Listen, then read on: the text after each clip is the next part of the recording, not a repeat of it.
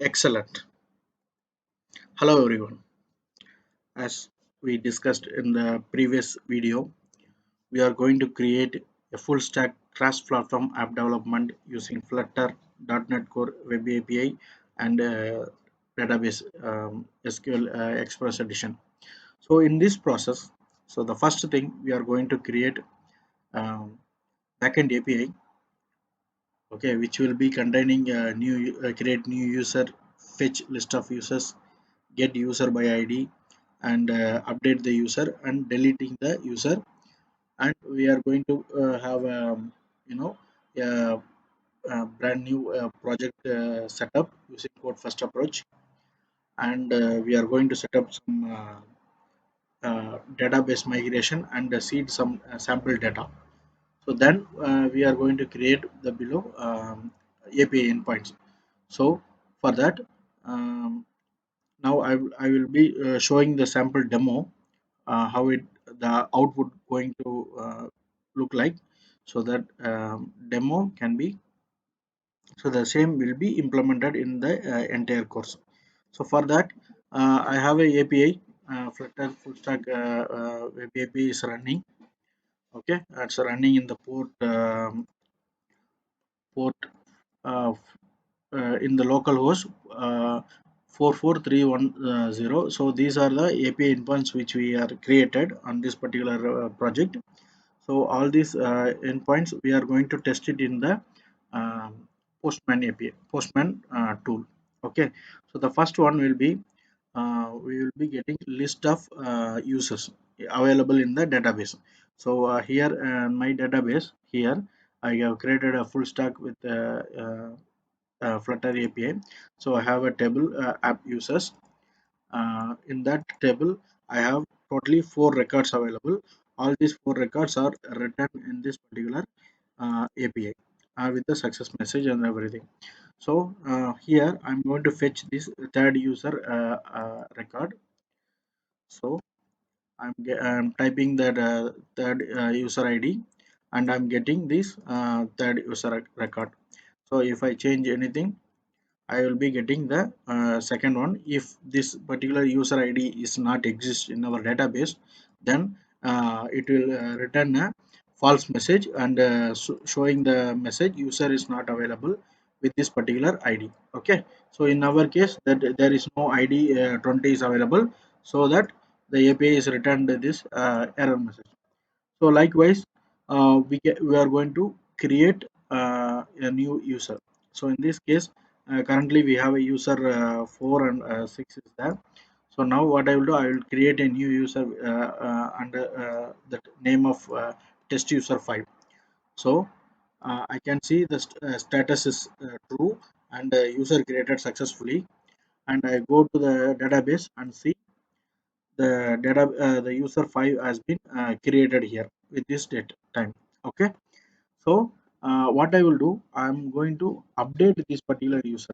Okay, so this is created with the ID of 8. Okay, so in this case, what I will do, I'll just mention 8, and I'm going to update the data of the mobile number and user ID. So let's see, trigger this API endpoint. It's a put method. So the success, we got the success message 200 user data updated successfully. And we will go to the database and see the data 8 has been updated successfully, and we have that updated date and time as well stored in the database. The similar way we have to remove it. So what if in case this update method, if there is no record available, so in that case, it will return for bad request 400, and the success message false. So this is the way that the API is working. And if you want to delete that particular record, we can remove it. Okay. So here I'm just sending that request. I put the breakpoint. That's why it's happening here.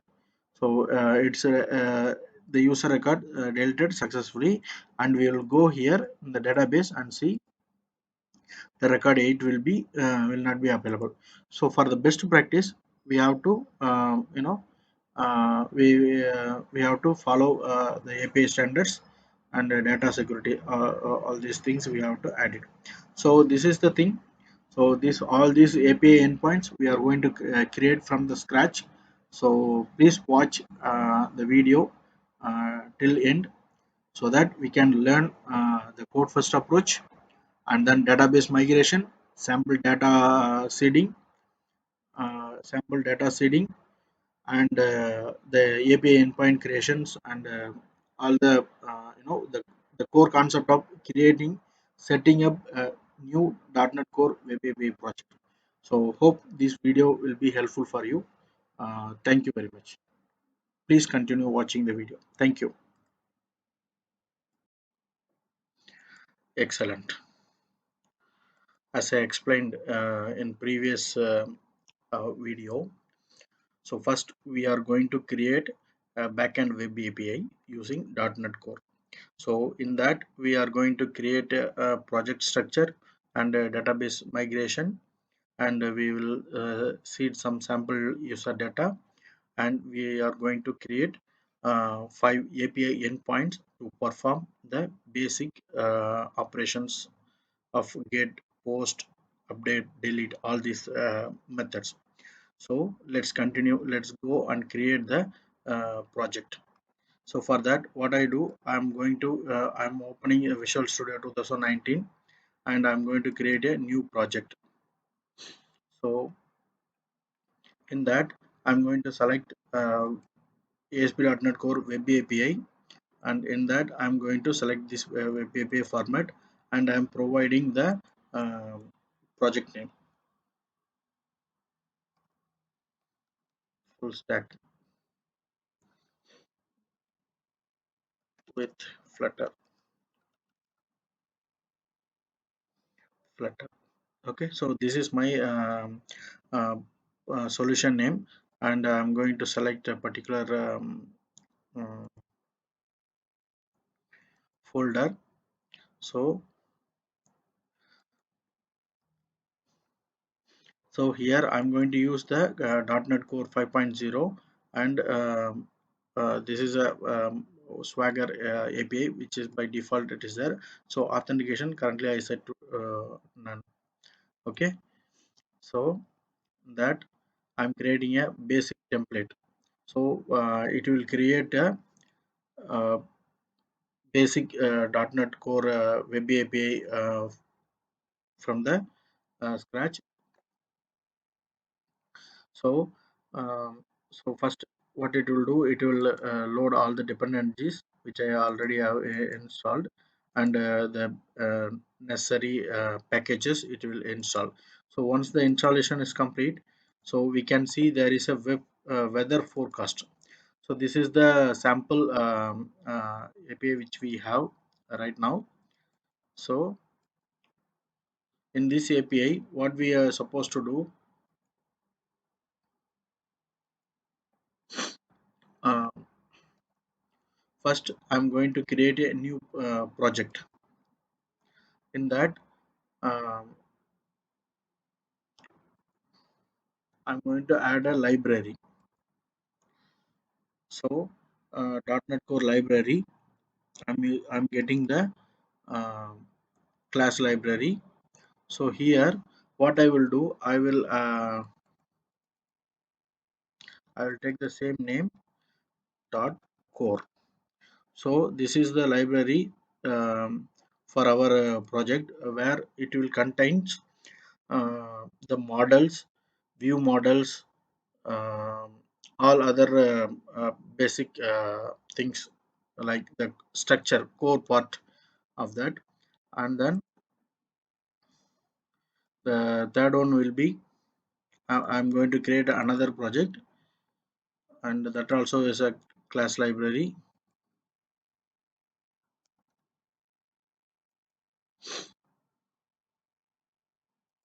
a C sharp class library.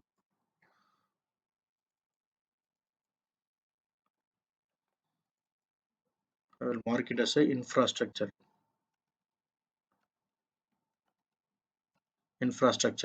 So this will be this will contain the uh, repositories, services, and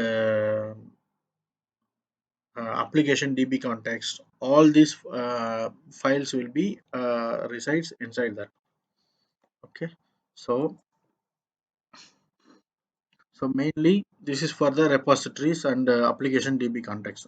These two will be resides here, and we will be creating the services, everything inside our project. We can make it as a separate one also. That is up to our. So this is, we call it as a a clean architecture format. So what I will do first, I will just add a class.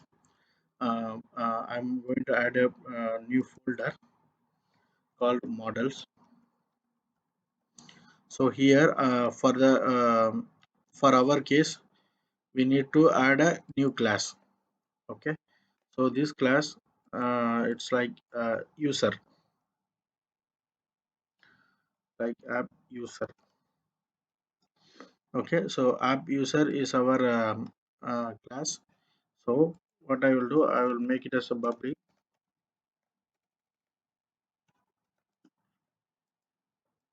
So here I'm defining my properties. So here, um, I'll make it as a ID, so that this will be identified by default um, by the application DB context, and make it as a primary key for that user. And then uh, I'll make it as a username or full name. Okay, and then gender.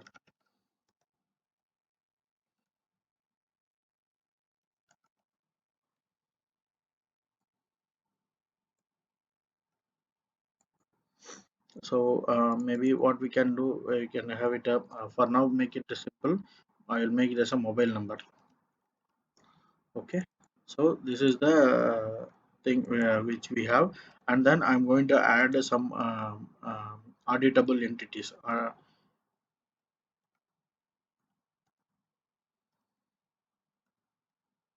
auditable properties. So these will be like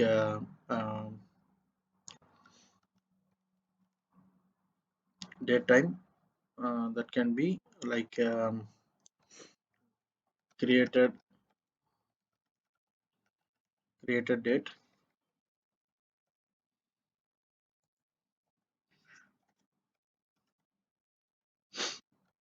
string, uh, created by. So this will be useful when we uh, when this particular record has been created, and when it is been updated or something. So updated date,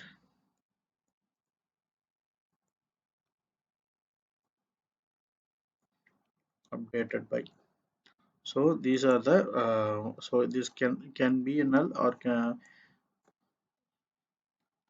sometime updated date can be a null, because if any update happen, that time only we can have it. So for now, what we will do, we will make a application user, and make it as their full name and mobile number. So these three fields we are going to uh, we are going to have it.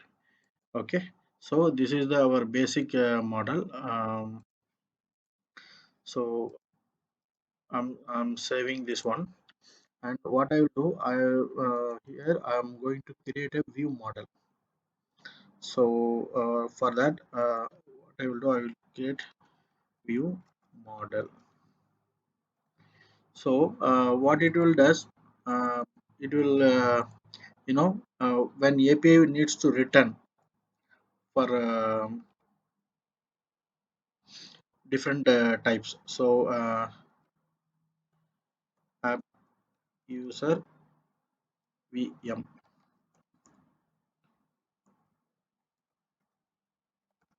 model. So this will okay, so we will make it as so what are the things we have to do? The main core properties will be these three. Okay, so I will take it out these three things, and I will append it here. So this is the app user module. Okay, and then what I will do, I will going to create another view model, sorry, another class called update or save app user, save app user. Okay, so in this user view model, so what it will have, so only these two is enough for us uh, to store, because this will be automatically stored, and these two will be, uh, the user inputs. So other three fields will be, we will be automatically filled by the service. Our service will fill that. So only these two things are required. So we can use the same property for a update as well. For delete, we can use it as a single property name. So that will be fine. So for our case, we will be having a two view models for now. So for app user, it will be having all these three properties. If in case we needed, we can additionally add it. So these are the basic thing. So what it will happen? So currently we have created two things, view and view models. And what we are going to do now, we are going to create a uh, application DB context. So that is going to be our database connectivity and database related stuff. So what I will do, first I'm going to add a um, uh, reference, project reference to the core project from because we have that core, so we need to add it in the infrastructure project, and this particular infrastructure to be added in the in the API. So that also I'm doing now. I will add it as a project reference, and I will add it here. So now we can see the project references here, and this project reference have this code reference. So that's it for now, and we will I will build this project so that we can see all these three projects are built properly. So first, so the first thing will be the core DLL will be you know build, and the second one will be the infrastructure project, and the third one will be our API. So this is built successfully. So all these builds are getting successful. So this is the basic setup, and now we are going to see the next one.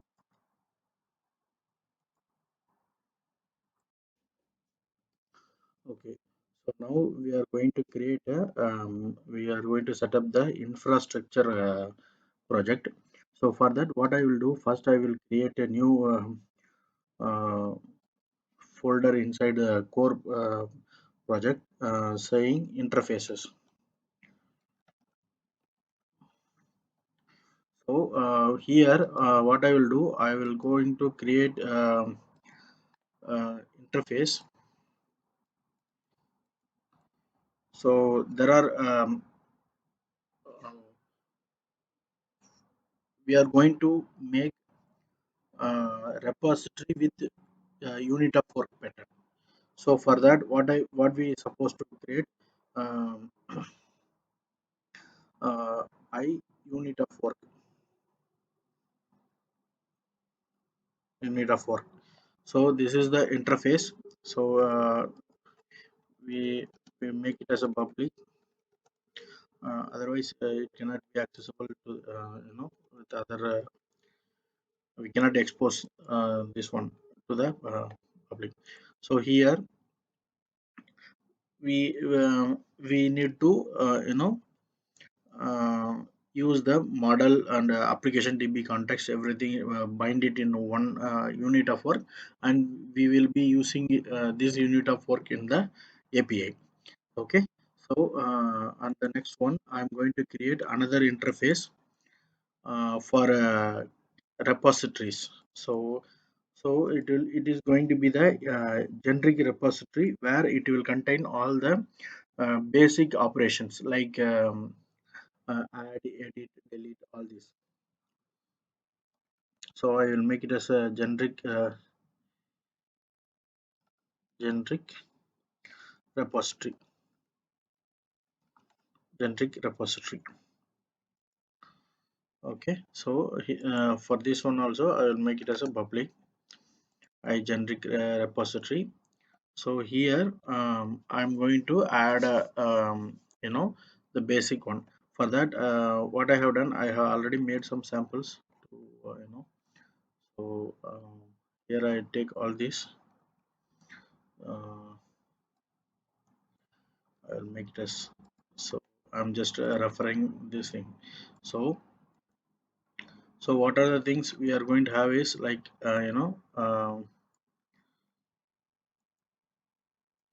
so we will be providing a generic repositories. From that, whatever repository we are going to create on top of it, all the below basic operations will be implemented. In addition to that, if we need any aggregation or if we want any customized result set or something we want, we can take it. So the basic operations, get get all, add, delete, update, all this we are going to perform on this particular generic repository. So here we can see all the four operations, right? This get, upload, all these are going to perform based on this one, based on this only. So so once we create these two repositories, we need to create the implementation. So we created the interface. So with this interface we are going to have um, you know we are going to have repository implementation. So for that, what I will do, I will just go and create the implementation. So for that, in the infrastructure project, I'm going to add a new folder called repositories.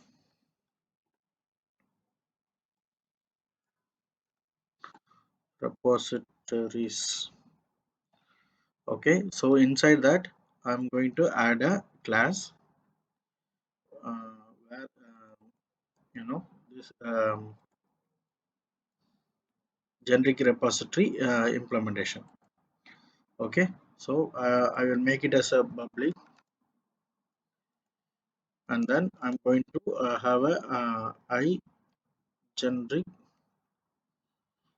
generic repository.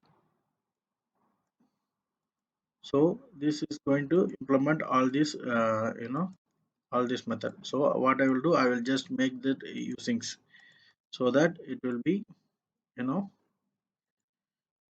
uh, I need to reference this one. Okay, so I just referenced it. So we have to implement all these repositories. So so for that implementation, I have just made it all this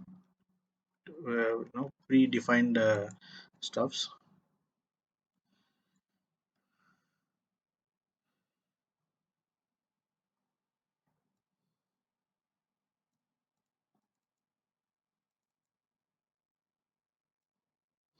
So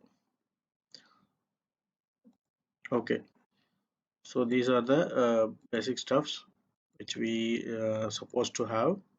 And here this application DB context was not there. Okay, so in that case we have to we need to create. So what we are going to have, we need to add one more class, and we will name it as a application db context, and we will make it as a we will be implementing this one for now. Just we will make it as a public, so that it will be set to here. And this one,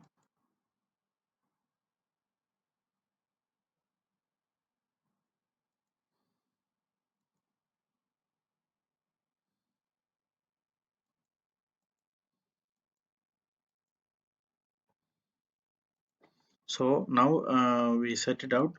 And this is because of we have to add entity framework in our project. So I'm going to I'm going to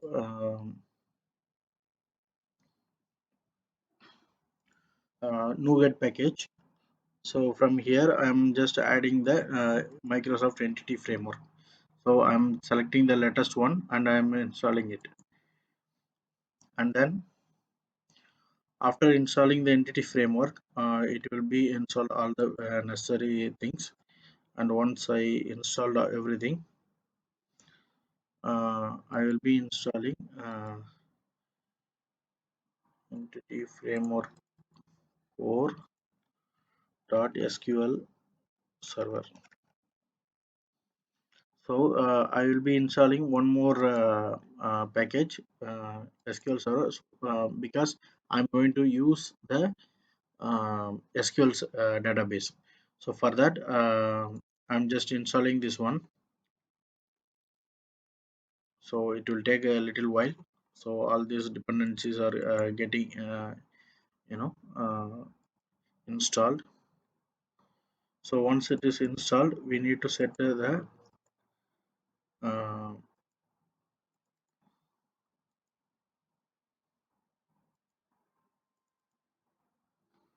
okay. So now we have to do the application DB context. So this supposed to uh, extend the application DB context. So DB context is the main operation,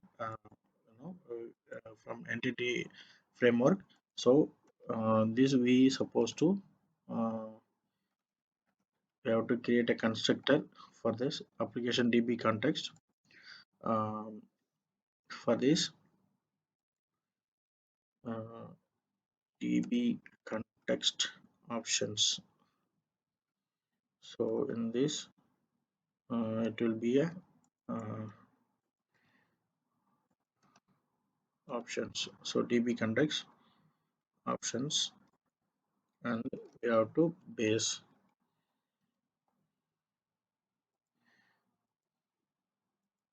Okay, so this is the basic one. We are structuring it, and then we will be looking on the repositories. So now it will be set, and this one. So we will be referencing the files. So and I'm saving all the details. So now it is fine. So currently what we have set up is we just created one application DB context as a basic one. From this uh, we are created one repository. Okay, so this repository is nothing but it will set for all the all the generic operations, like where we do get all, add, delete, update. All these functionalities will be working based on this one. Okay, so the next one what we supposed to do, we are going to have another the actual work that what we are going to do now. So that um, we are going to create a new interface.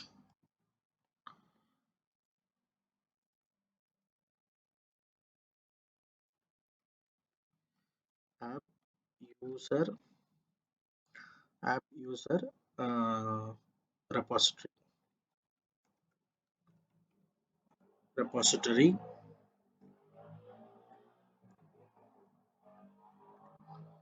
So I will make it as a public repository, and this will be using the uh,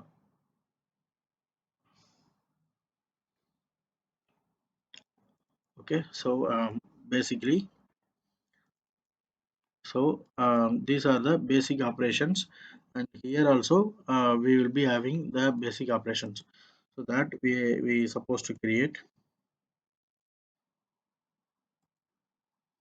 Okay, so now we have created the app repository. This repository, what it going to have, I generic repository we already created, right? So we are using that repository. In addition to that, we need to pass the model, which model we are going to have it. So we are going to have a user model. Okay, I app user model. So this can be referenced from here in the core app model. So this is the basic one. Okay, so this we have to create it. So in this interface we are setting out, and in the base we are sending this db options. And now what we have to do, the we have to use the db set app user, because this is the table that we are going to create app users. Okay, so this we are going to set and get. Okay, so we need to app users. Okay, so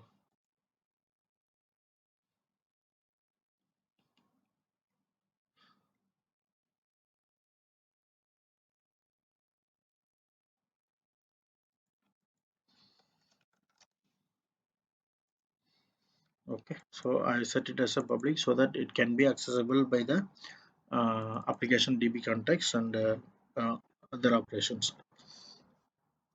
So basically we set as one model, and we created a db context, and we set up a repository. Now we are combining everything into one, you know everything into one place. So so the next one will be like, so app user repository is there. Okay, so now we need to implement this interface, so that I'm going to have it in the interface infrastructure place. So I'm going to add it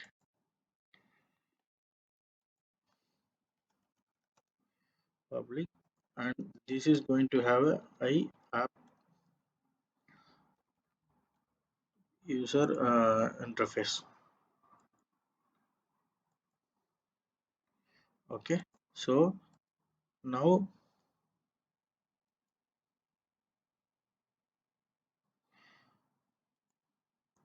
so these are the things we are going to implement it. Okay,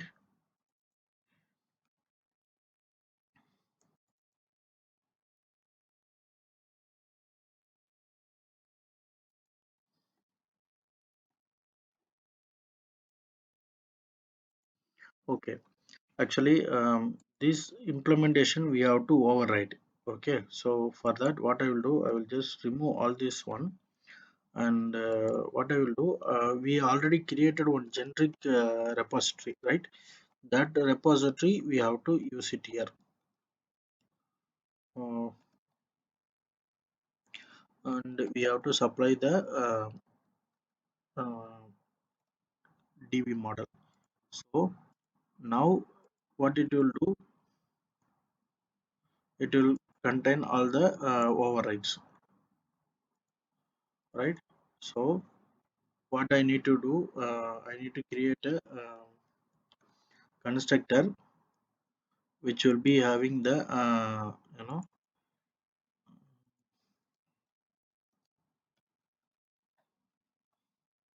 the DB context. So the DB context what we have is application DB context. Okay, so this application DB context we have to set it out here. Application DB context. We need to send the uh, DB context, and we have to set the DB context here. So now this will be set it out. Okay, so in addition to that, what we did is this repository will be handling this application DB context. So if we look at this one, DB context dot app users, that's it. So here from here we can add and delete. So this operation we already done it in this general repository. See, um, for the addition. Okay, we are using the asynchronous method here, so that's fine. So this is the we make it as an abstract class. From there we will be doing performing the same operation. So it is a generic method we are we are doing it. So we have done up to this part, and from here what we supposed to do, we have to create a uh, extension dependency injection. Okay, so we have to create the dependency injection uh, extension so that we can use it in the uh, web API. Okay, so for that what we will do, we will create one folder, and I will make it as a di extension.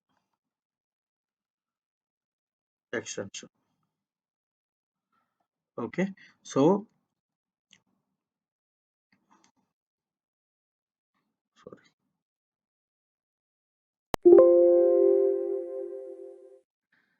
uh, di extensions. So in case if we want any other things, we can do it. Okay, so what I will do, I will create one class here, um,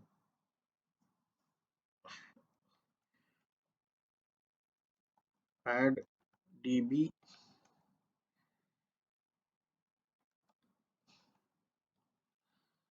add repositories,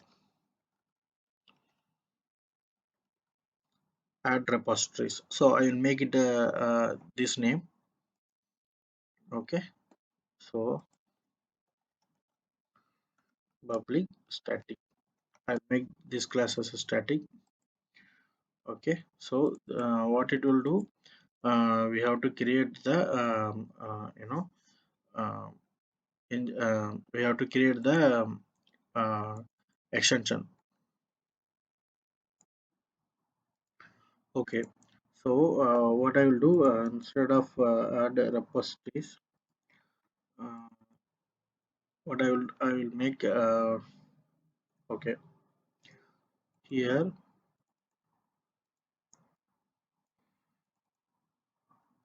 I will make this a dependency injection so that we can extend it in multiple things. So I just rename it to dependency injection, and now what I will do, I will create one more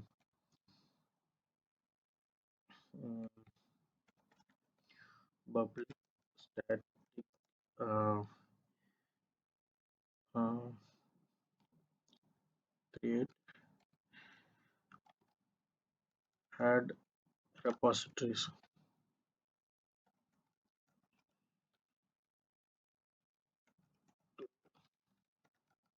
repositories. Uh, this service,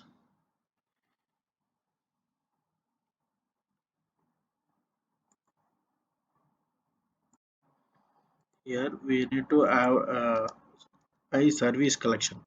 So this service collection is nothing but it's a dependency injection. So that we can add it in the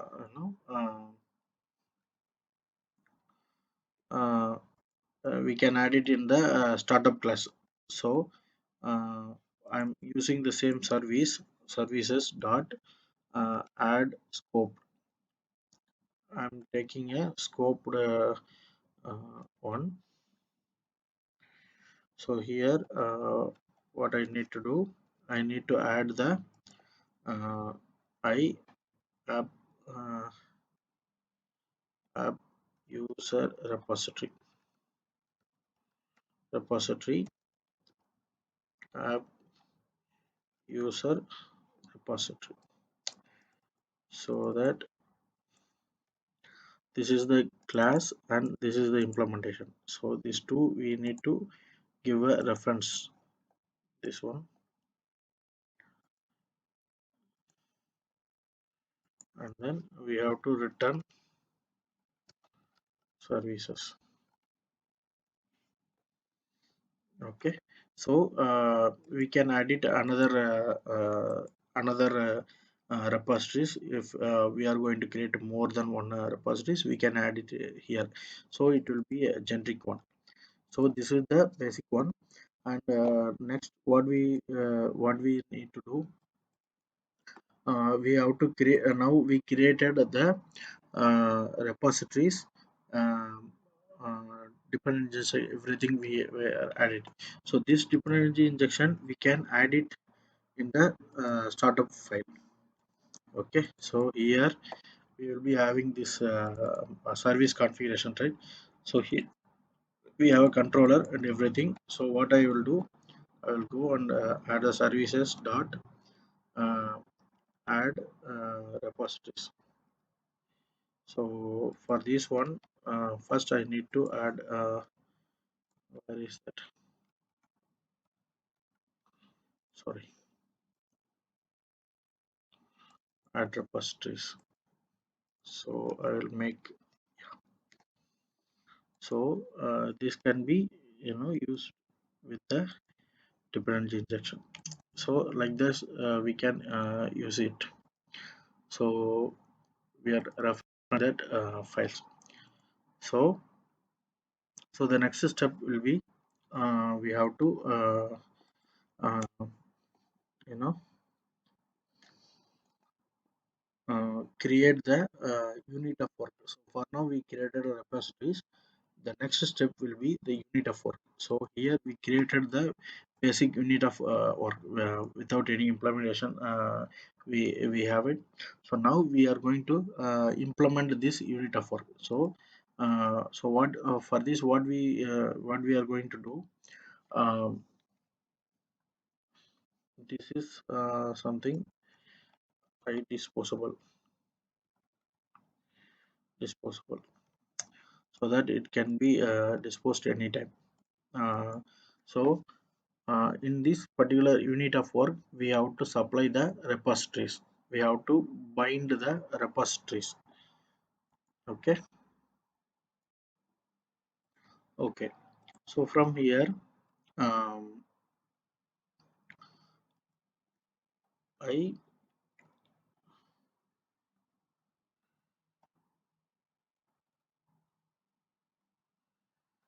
have repository. So here we need to mention this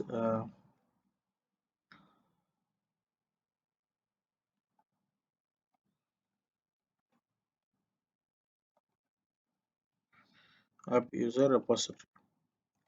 This is what so we have to use it. So here and then we need to set the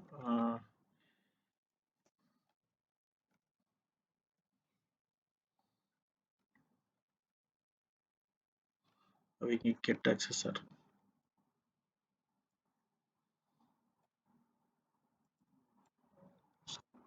and then integer complete. This is another method. So this will be, finalizing this thing. So from here we have to create the uh, we have to create the we have to create the uh, we have to create the implementation for this one, right? So what I will do, I will go here and I will create the, so inside the repositories folder I am going to create the unit of work implementation. So I'm adding the unit of work implementation, make it as public class, and I'm implementing the I unit of work. Okay, and I'm giving the reference. Okay, so now what I need to do, I need to implement these methods, right? So uh,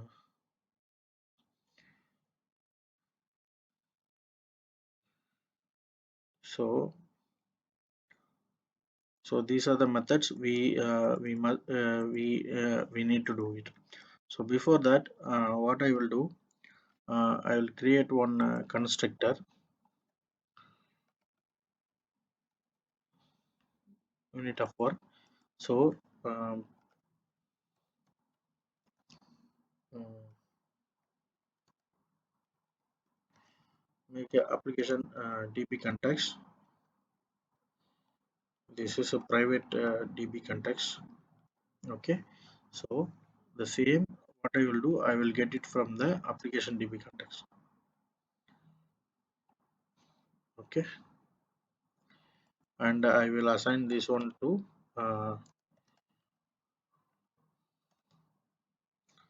I will assign this one to here, and the next one will be, I need to introduce the application db application user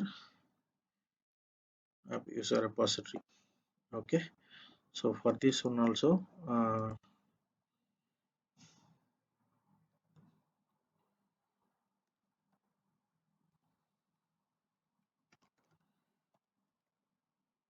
user equal to um, this repository. So I'm just referring it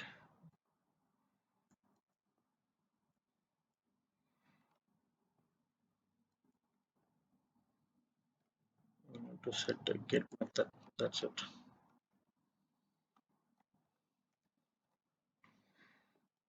App user,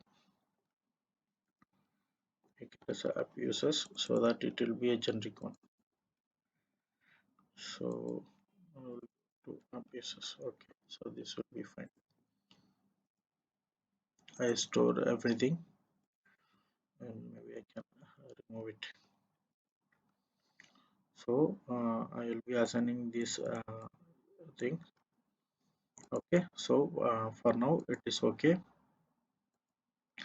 and the next one will be, these are predefined methods which I'm just with, uh, copy pasting it, so to perform the basic operations. So this is for I disposable related stuffs, that's why I'm just using it.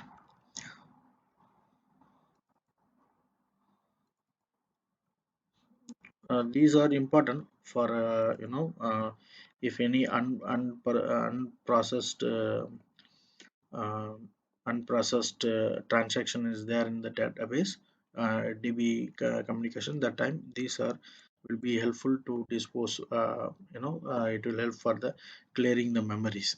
That's why it is there. So for all together, now we created the now we created the unit of work also. Now we need to add it in the extension so that we can, it can be added.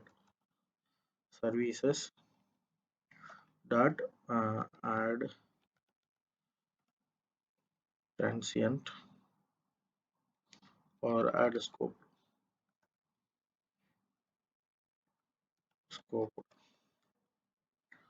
So I'm using the a unit of work.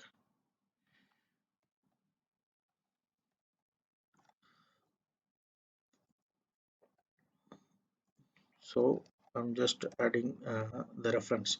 Okay, so the next one, the main one, what we need to do, we have to um,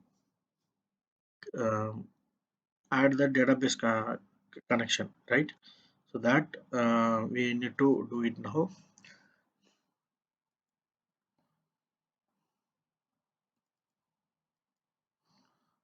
Okay, so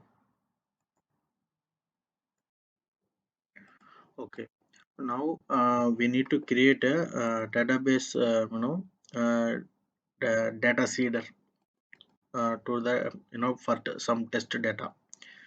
So what I will do, I will just create one more class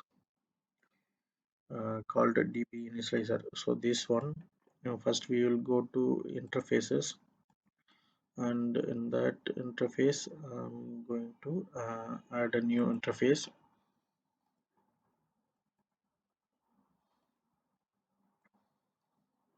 idb initializer. So what it will does, it will create one uh, task, uh, with sample data. That's it. Okay, so this is the task which we are going to do it. So here I'm creating a class.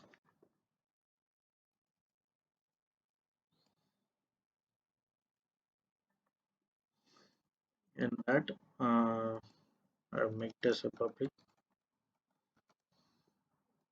and I'm just adding this database initializer,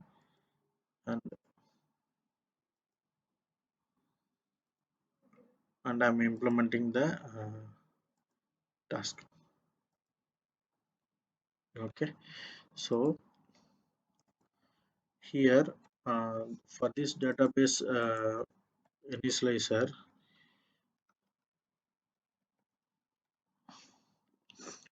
first thing what I need to do, I need to inject the db context. Okay, so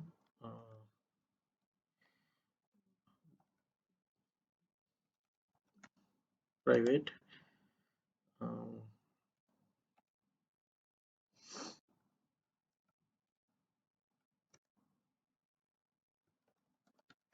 application db context. So I'll make it as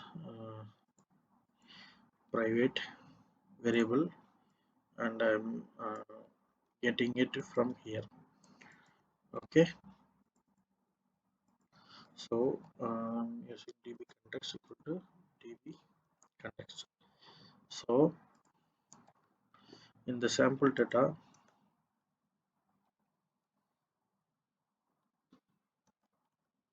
asynchronous task, so that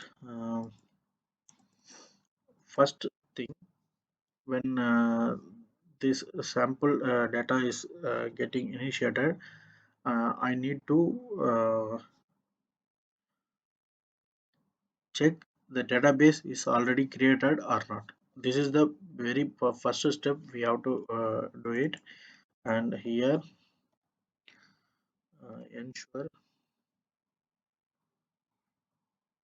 database dot ensure uh, ensure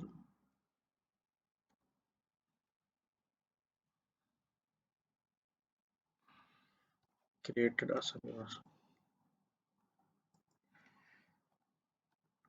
avoid. So first we have to avoid the database is getting initiated or configure.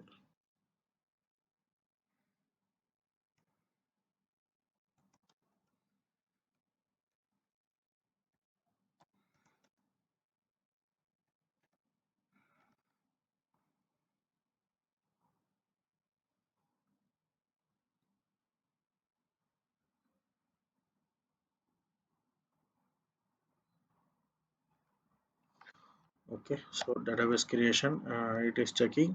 So and the next step will be if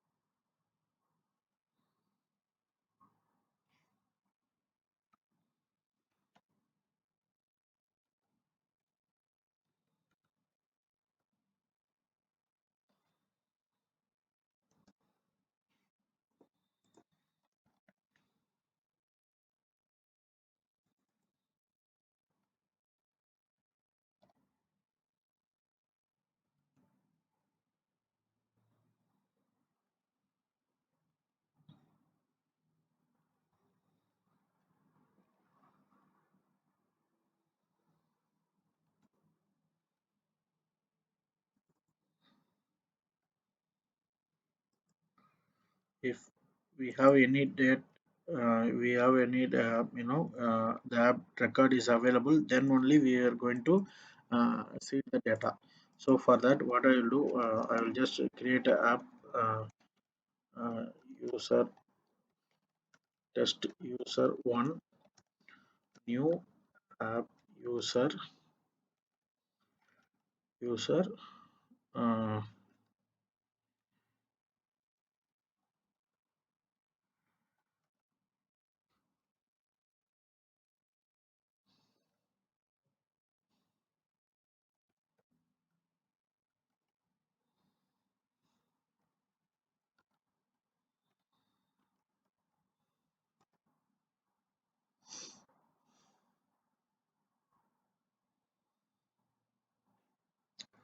so this view model we have to take it. This is public only, right? So from here,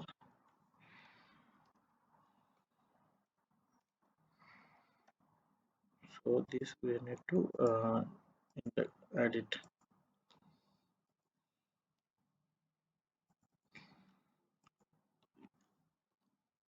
full name,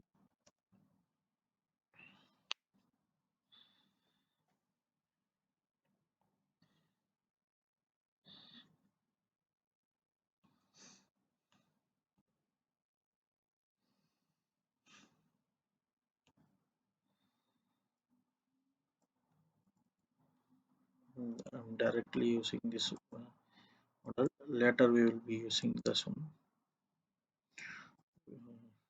view model, full name, equal to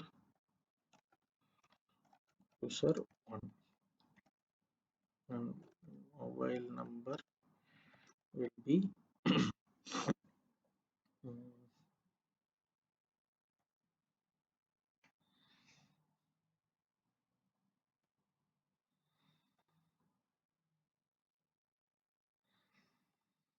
just typing some random numbers for dummy data, right? So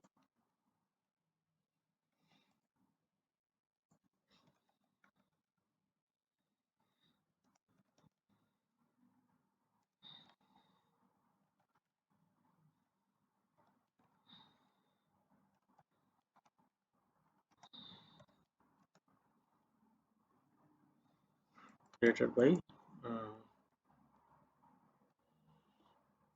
just mention sample data.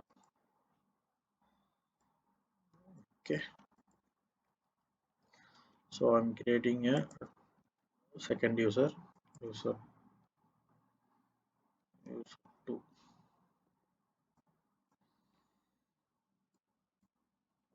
Okay, so what I will do, I will just take this user dot add,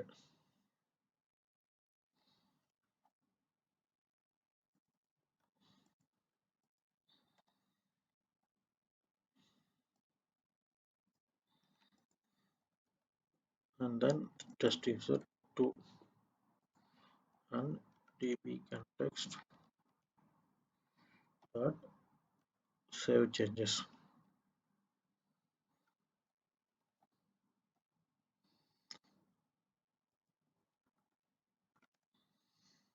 Okay, so I'm saving the changes. So now I successfully created the database. Once the database is created, we can see the app users, everything will be there. From there, I'm creating a user 1 and user 2, and I'm adding to that user and saving it. So this will be run only if there is no data, nothing is there in the table. That time only it will run, otherwise it won't run. Okay, for the first time only it will run. So that is the thing. So the next step will be, uh, we have to add uh, this db initializer uh, in the dependency injection, so that it can be used. Services dot add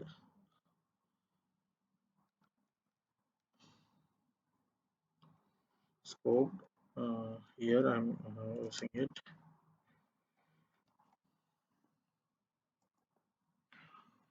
So I'm just adding it here. So we have initialized the you know, db context and everything. Everything we set it up and done. So the main and important part we have to do it. That is the database connection. So to do that, I'm opening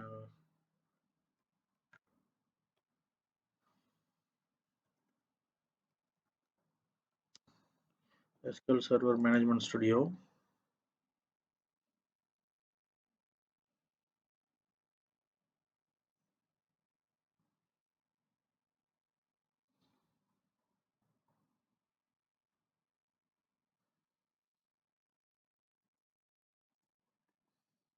So if we come here and we can see the main program, then the startup. Okay, so here these are the basic things we have. So I have this is the server. So first what I will do, I will go and create the database. So here I have the sample databases only. So first thing, I'm going to create a new database. I'll make the database name as a uh, full stack with Flutter.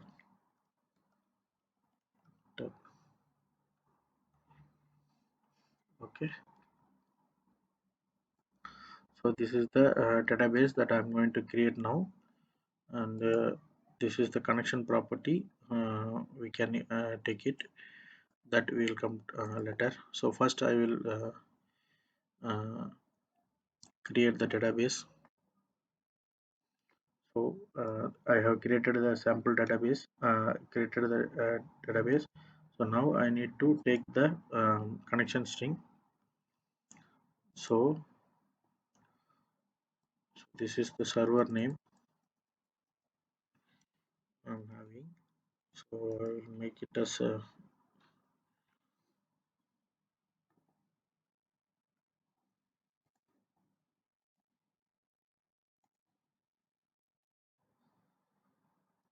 okay. So now we need to add the connection string. So for that, what I will do, I'm going here and make it as a new property connection string, and inside that default connection. And for my local PC, I have already taken this one. So this is my connection string, and I'm setting it here. So from your PC, you can set it your own. And what I will do, I'll just copy this line for the database connection. I'm going back to the um, going back to the startup controller and adding the service for the database connection. So here, there are two things I'm going to do. One is I'm adding the application DB context. Another one is I'm going to use it the entity framework code. So by doing this one, what I will do, I will just go and inside that repository itself, I will you know I will create this database connectivity. So uh, now I need to pass the uh, config connection string also. So it's better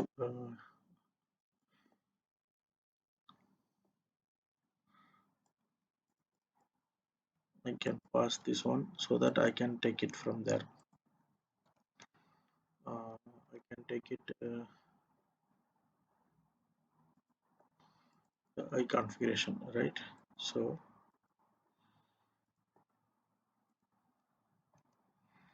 configuration, so that it will be configuration, and I will use this one in the services. So it will be used here.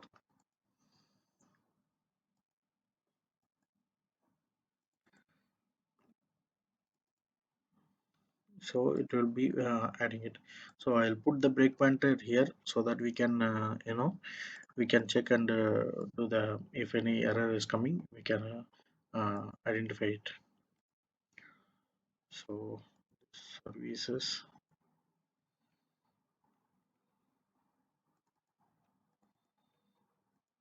so I'm passing the configuration so that it can be used there. Okay, so this is the basic one. So now what we'll do, we have set up the basic things. Now we have to run the project. So if we come and see here, this is the one. And uh, the first launch URL will be Swagger. Okay, fine. So this is the one. Okay, fine. I'm saving all this one, and I'm building the solution. So the builder succeeded. So first thing, what I will do, I will just make run this one. So this is the first time we are going to run the project, and we can see the Swagger is by default is running. So let's see what is happening. So it's coming here, and I'm doing that F10 so that it is going on. So the database initializer is there, but we didn't call anywhere. So this might be issue somewhere. We need to seed the data, right? That seeding data we have to perform it. Let's see. First we'll successfully see whether it is passing that data, everything.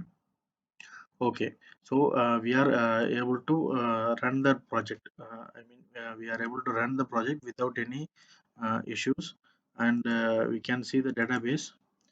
And if you see any tables are created or not, if the table, here there is no table is created. So which means there is no migration is performed till now. So we have to perform the migrations. That will be,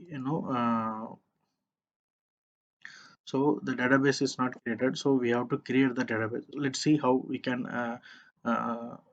how we can call that a database migration DB initialization part, so that it can be it can be invoked, and it will create the database and seed the data. Okay, so let's see that now. So for that, what I will go, I will go to the program page. So here I'm doing that modification. Okay, Okay, now we need to enable the migration so that we are using the .NET Core CLI. So what we do, first we need to install this package uh, in our project. See here, we need to add the package.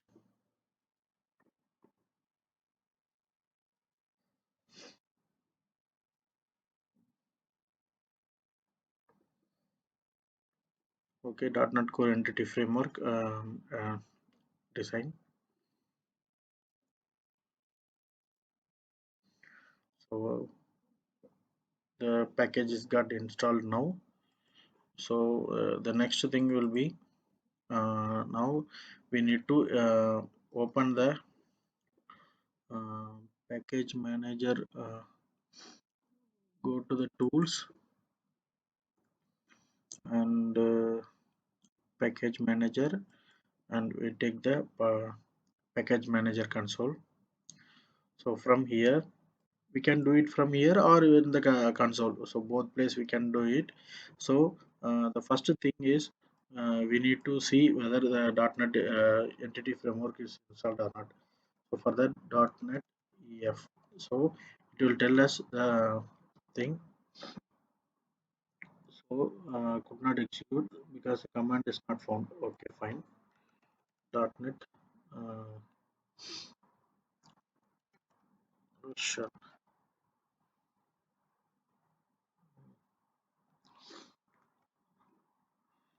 So the .NET. Okay, what I will do, I will just install the .NET tool.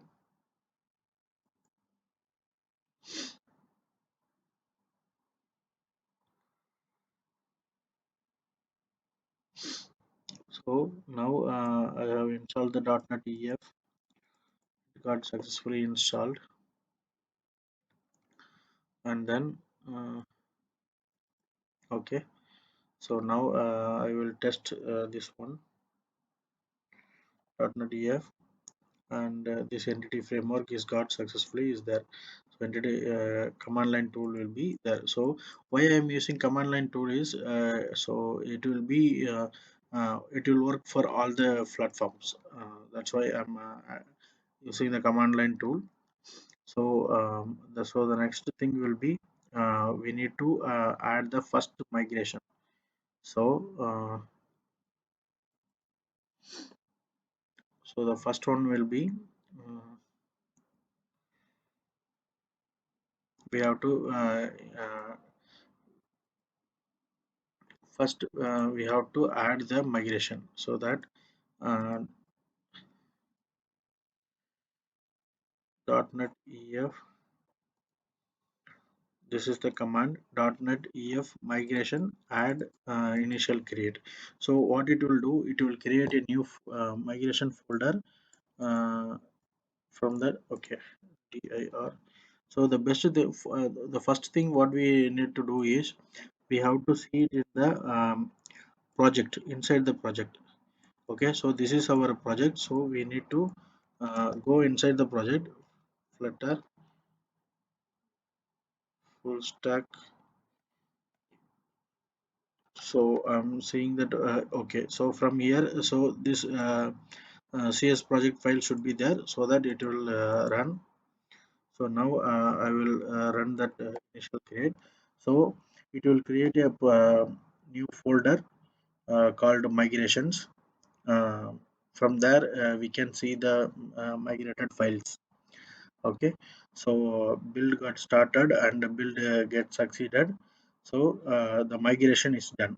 So the our first migration is successfully completed. So we can go and see the migration folder, and it got successfully created. So we can see what table is generated, and this is the application. So this is auto generated file, we supposed to not modify any files, any of the things in this particular in this particular files, these two files. So if you want to revert back, we can do it from here with the command. So our first migration is successfully completed. So once we done this part, we need to go to um, program file, and we need to set up that. So here, what I will do, I'll make this a host,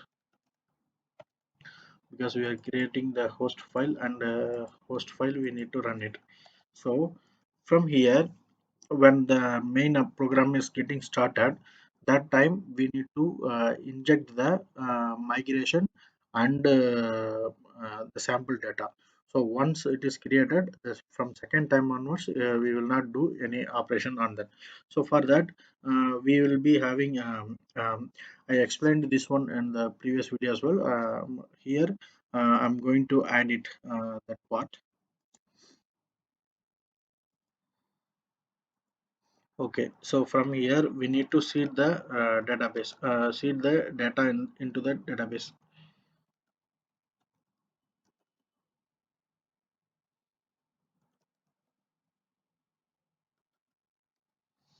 Okay, so for that, what I do, I'm going to make using method, so that it can be, used very well, where um, we are going to create a scope. In that scope, we need to get from the host dot services dot uh,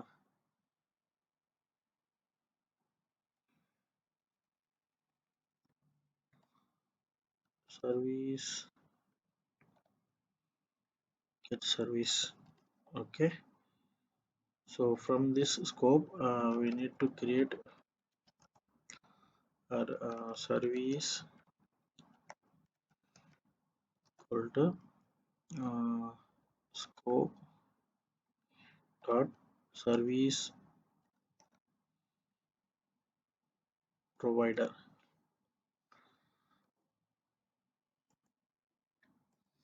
Okay, so here, what we need to do, we have to add the reference create scope. So from this we will getting service provider. Okay, scope service provider. From that,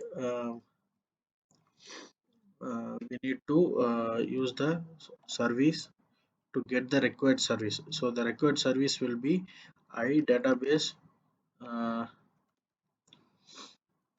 database initialization. So this database initializer, we are going to use it. Okay, so it will contain the it is contain the object value. So from here, db unit. So from this one, we are going to have the sample seed data. That's it. So this method is going to be a asynchronous method. So we need to go to the implementation.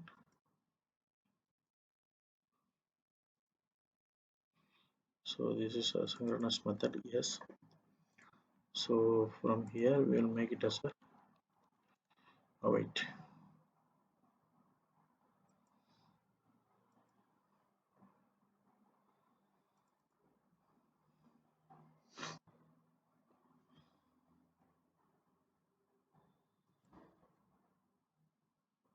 So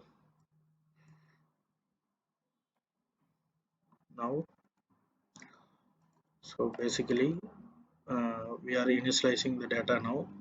So what we will do, maybe in a certain stage it can throw an error. So what I will do, I'll make it as a exception catch. Okay, so this we will cover it later. For now, we will make uh, try catch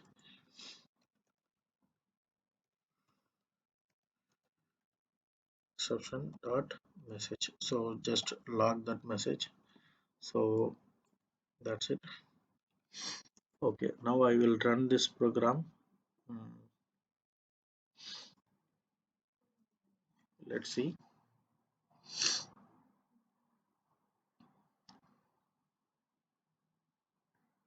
Okay, so I'm doing the 10 so that the next process will be, you know, got initiated. So it's coming to the sample seed sample data. So it's checking the database is created or not. So once the database is ready, it will be reaching this place. So it is checking the database is created or not. So we will be waiting for that.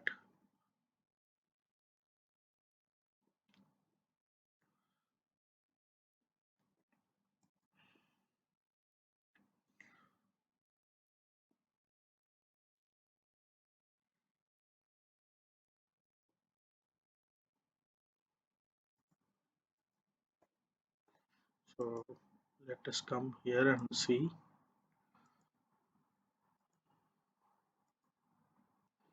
the tables are created or not. Still it's not there. So which means there is some issue. The program got stuck in somewhere, maybe in this place, I guess.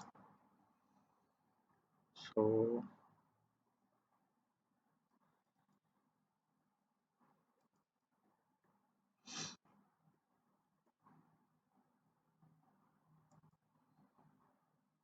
okay, I'll stop the program and let's debug this one. Okay, this can be two minor issues. One is for the weight. So because this is a asynchronous function, so we have to put a weight, and here we'll do configure a weight false. Okay, so this one we need to build that application. So once we create the migration, we have to update this one. So I think we forgot to update. So we created and we have to update this one. So to do that, uh, I'm going back to this page. .NET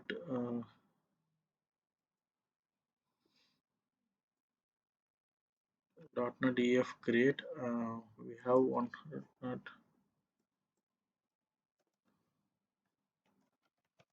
database. So this I forgot it. I need to add it here.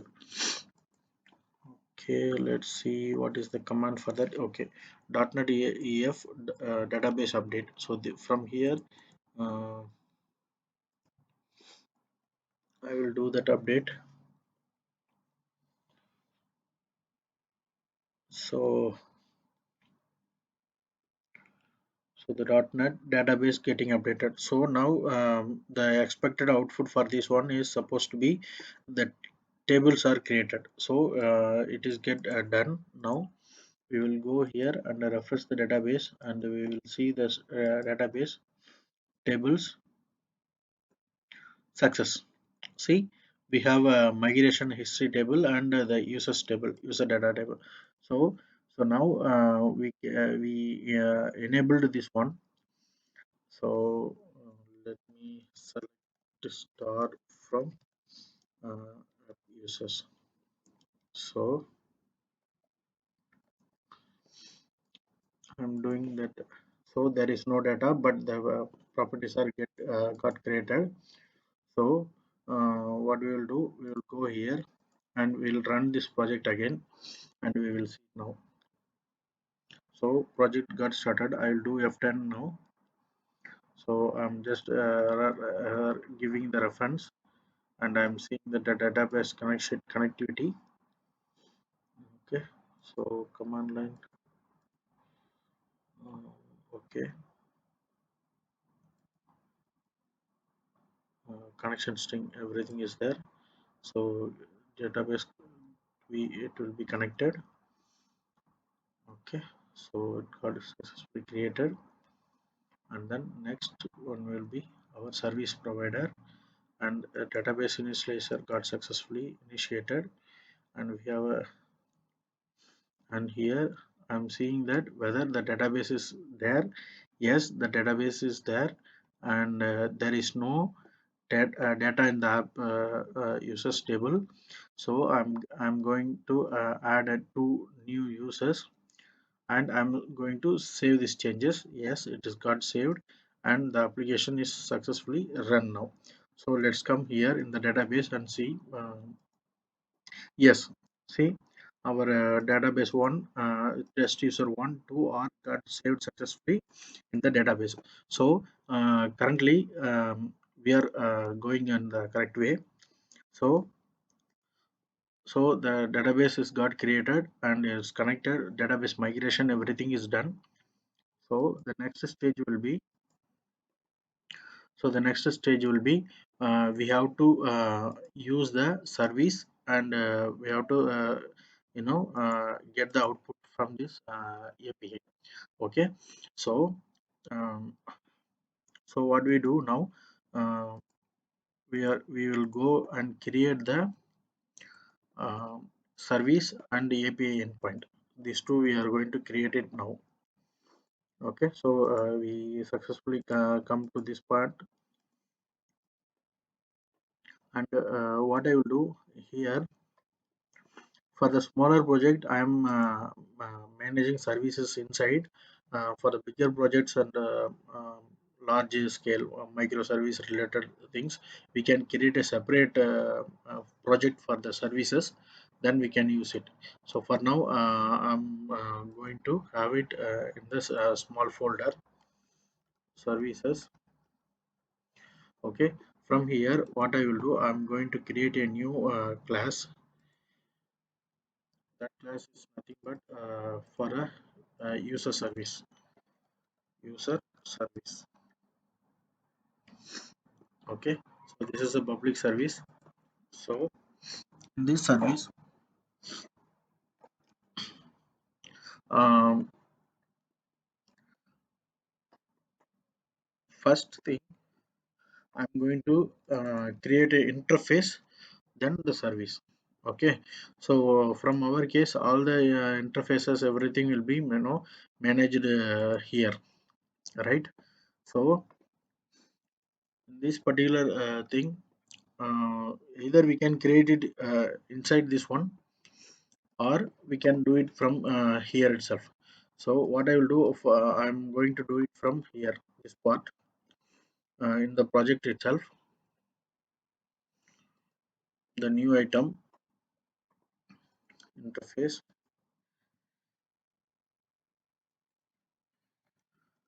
user service.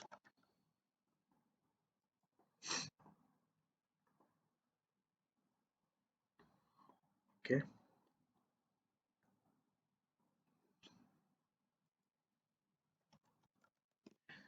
so ideally this is supposed to be inside the service.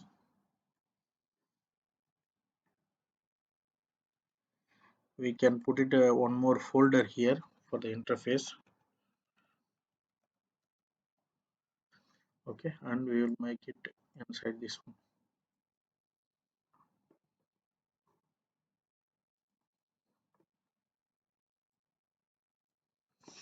So that the folder structure can be correctly it will come. I will delete this one and I will add it here.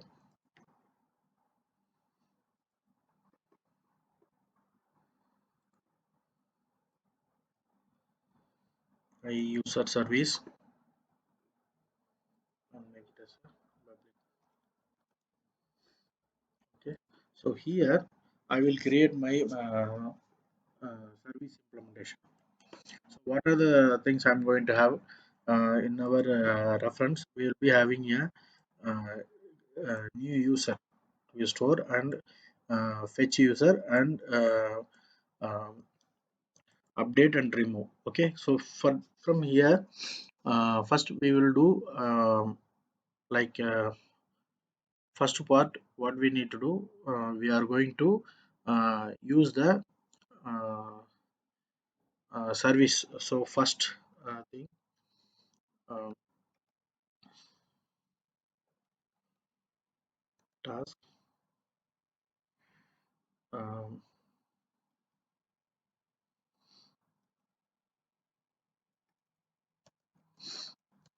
boolean create new user. Okay, so this one will be it will include save app user view model.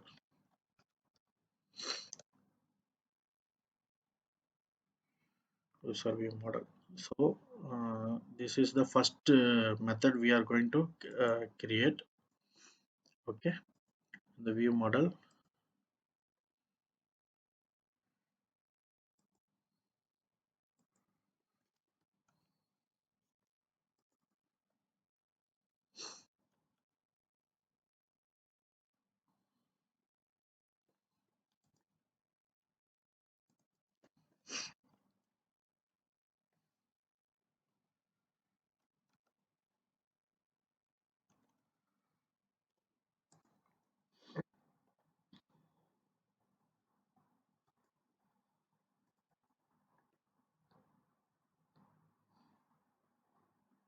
In the interfaces we can see it.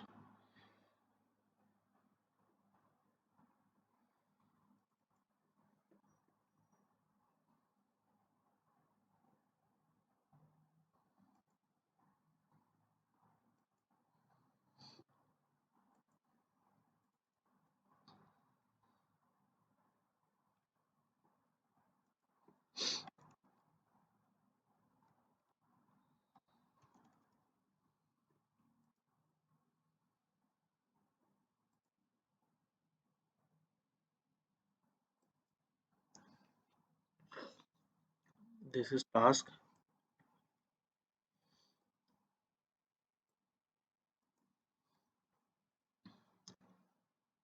and uh,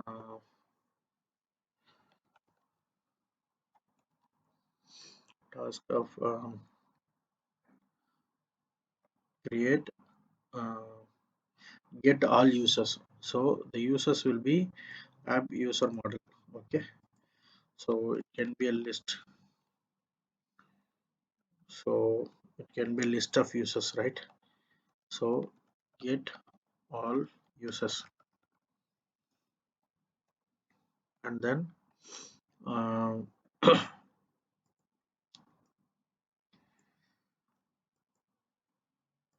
get user by id, get user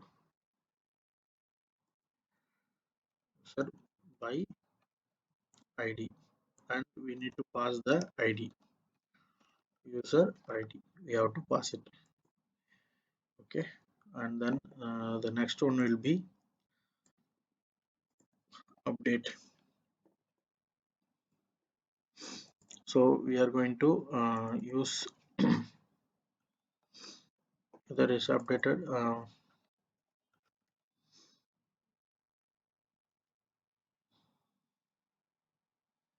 user, and we are going to use the same model. Okay, so uh, for the update we will be having a user id, then the model that the data that we are going to update it. So I'm using in this format. Okay, this particular user, this model will be used to update it.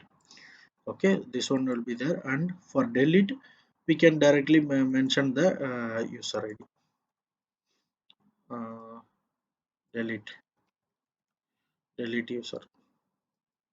Okay, so currently first we create a new user, get all the users list, get user by id, and update user and delete user. So all these uh, parts we are going to implement it in the service, our business logic.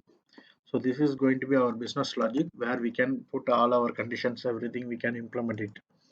Okay, so we added that, and then we are going to implement this one.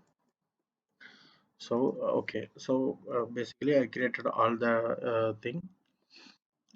So So the next one will be, okay, fine. So first thing, the user creation. So here we have to do one small thing. We have to introduce the uh, mapper. Okay, view model mapper. That part we supposed to add it. So for that, we need to go uh, inside the services. We need to add the dependency injection. Add mapper. So this one we can check it in the internet.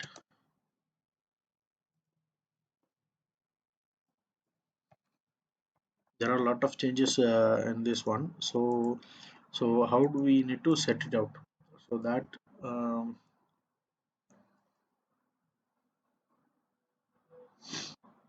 okay. So this one, okay. So now we need to create a mapping profile.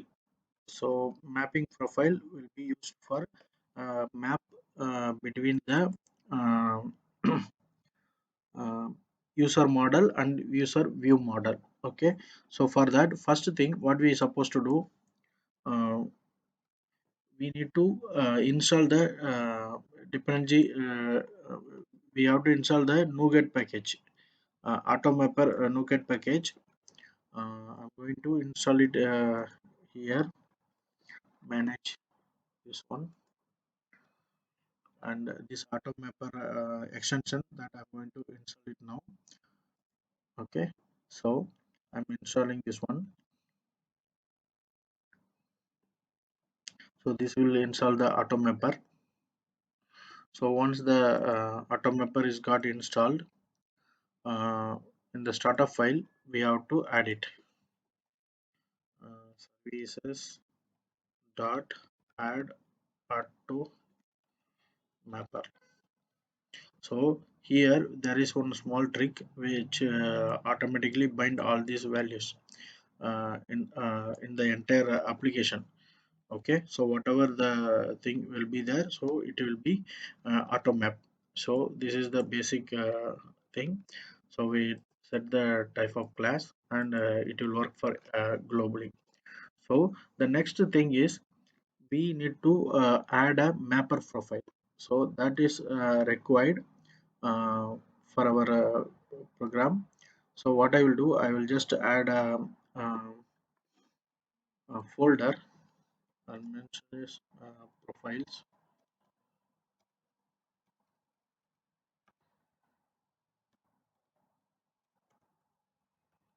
profiles, and here I will create the uh, mapper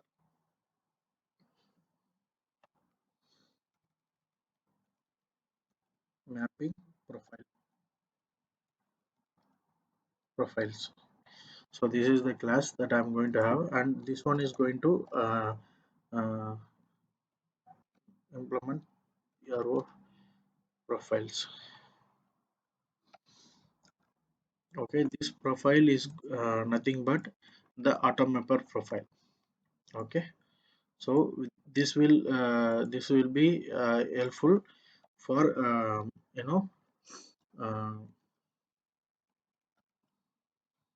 we have to create the mapping profile. So here we can mention our we can mention all our mappings. So for now we will be having only one mapping. One is app user, and here app uh, save.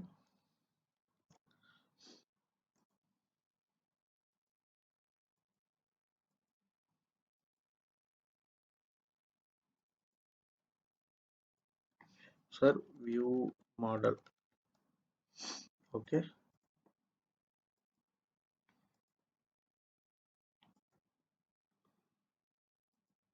we have to add the reference dot reverse map. What it will do, it will do it in the both way, both directions. So and the next one will be, we will be having one more view model, right? So for this one, so this is the way, so we can do more customization also. For this one we will be seeing a separate video for automapper mapping, how it got how it's working. So for now it is okay for us. So this is the one. So here we can see the mapper, this will be automatically set it out. Okay, so we have added it. So in the user service we will be getting this one. In this service we are going to add uh,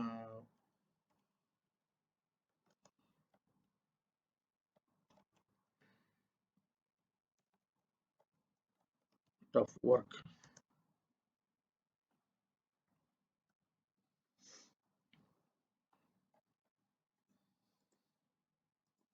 because this service is going to be for our business logic layer. So we have to get this one, I unit of work. We'll get this unit of work and assign it to this one, assign it to this one. Okay, so this unit of work will be having all the values. So here we will be checking, we will do some condition checking. uh, Here uh,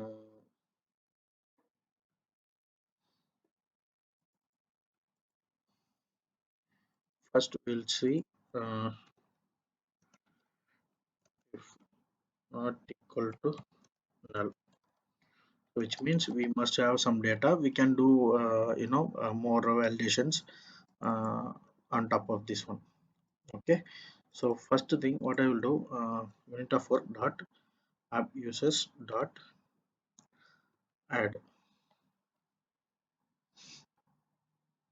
add of this data.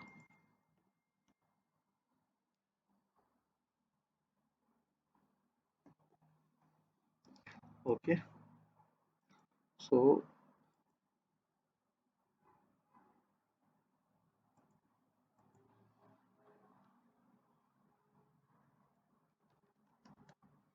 wait, users.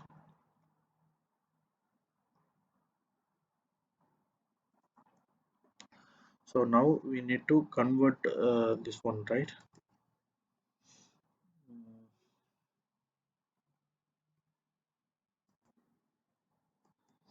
okay, so now we need to add one more thing, that is mapper, mapper. So here we can find it. So I'm adding it here in the mapper. So this will be using the automapper. So I'm adding a mapper underscore mapper. I'm assigning this mapper profile. Okay. So this one, I need to convert this particular user, right? Where uh, new user equal to mapper dot map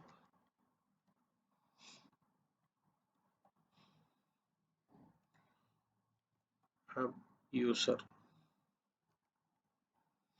So the value will be the user view model.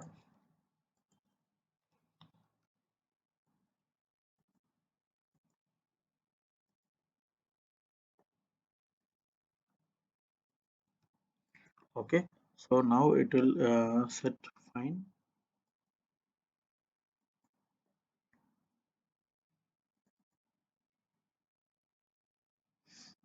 Okay. So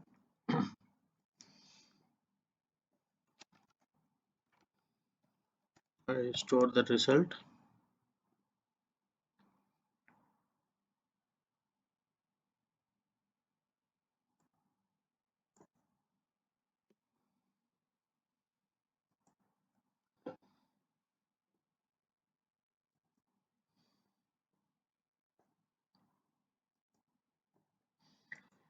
So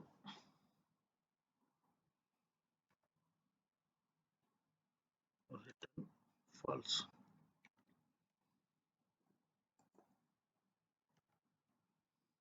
Return. I will just return this value. Okay. So what we have done is we got the user input. We are checking the value is not null. If not null, we will make this view model to the app user model. Then we will add it here in the API.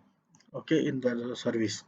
So this is the one, and we will do the same for others as well.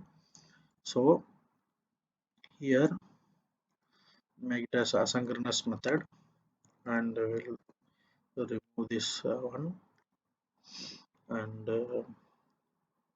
what we need to do, we can put await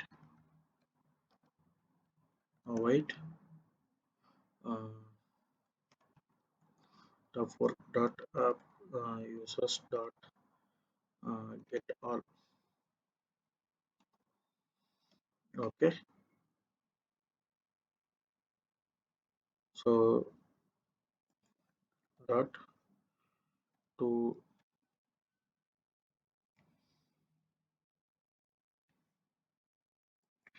this is get all. From this get all, what we can do, uh,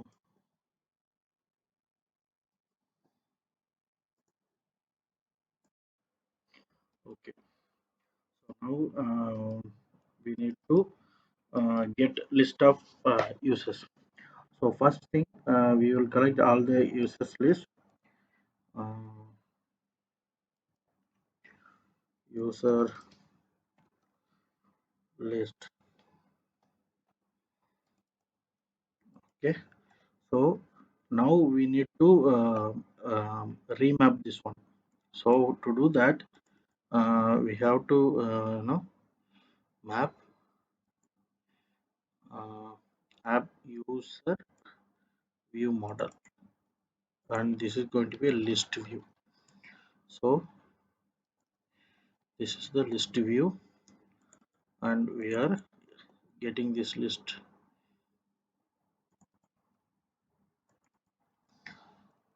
response. Okay, so we need to return this, return so list. So this is the output. So we got the list here, and from this list we are converting into the list, and we are returning it. So this is the one. And the next one is get user by id. Okay, so the same we are going to do now for the previous one. So the first one, we have to get the user data, right? So where user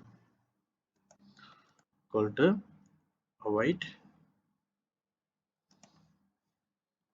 unit of work dot app users dot uh, get. What we need to do, we need to supply the user id. Okay, that's it. So we need to check if user id not equal to 0. So, or we can say like greater than 0, greater than 0. Okay, otherwise turn null. Okay, if we have a data, then we need to do the mapping. So what I will do, I'll just take this same row. So if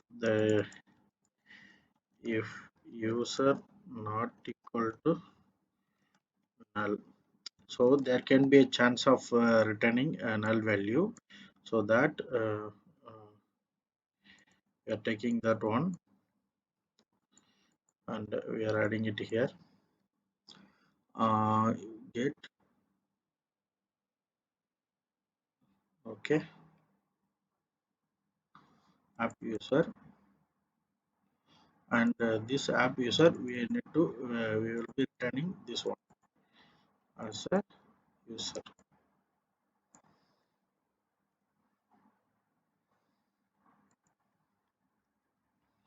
as a response. Okay, so why we are getting this one? This is task available integer that can be asynchronous method. So this is because of the asynchronous method. So I'm just adding the asynchronous and making it here, and I'm return this to user.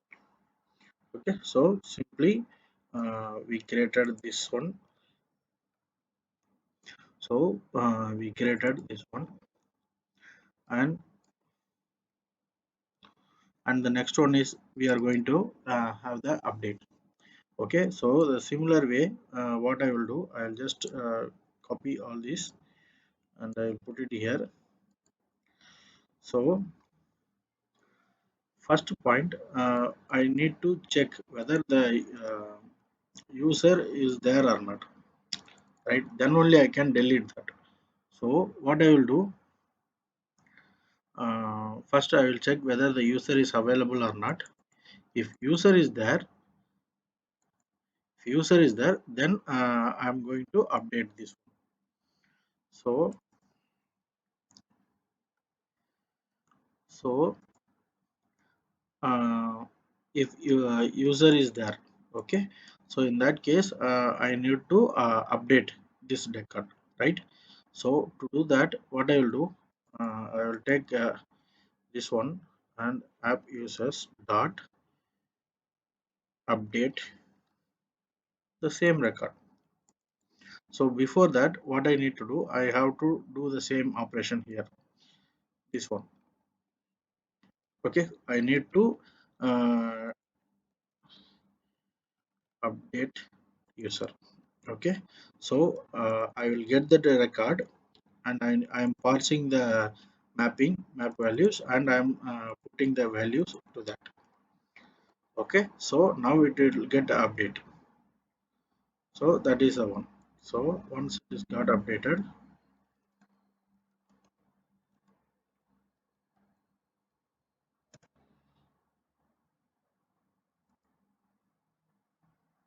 this is okay. This will not return any record, but what we can say, once it is get updated, we can return true. So if the value is true, then it's this particular user update will be successful.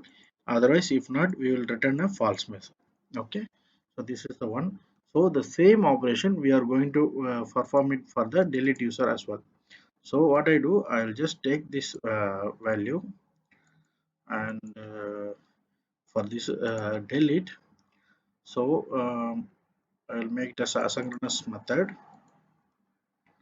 Okay, so I will check the user is available or not, and I will do delete.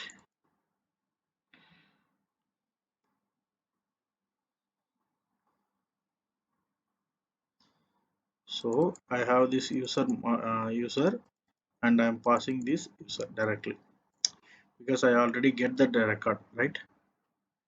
So first I'm checking that the data is available or not. If not, I'm just passing it.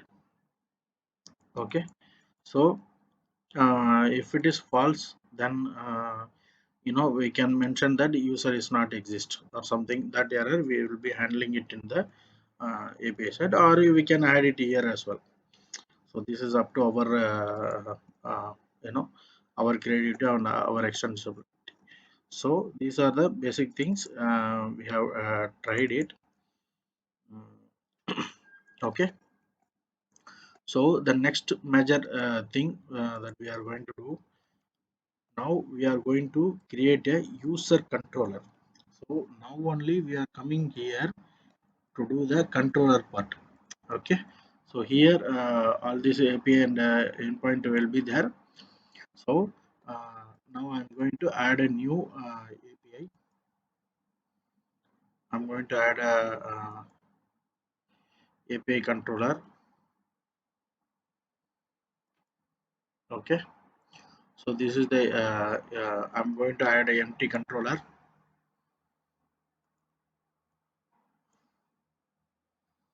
user controller, and this user controller is added here.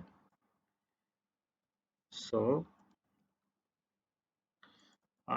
here I'm going to have the basic thing, the basic API controller setup. So I'm going to tell this is the API controller, and I have a, API slash this one, and this is going to be a user controller.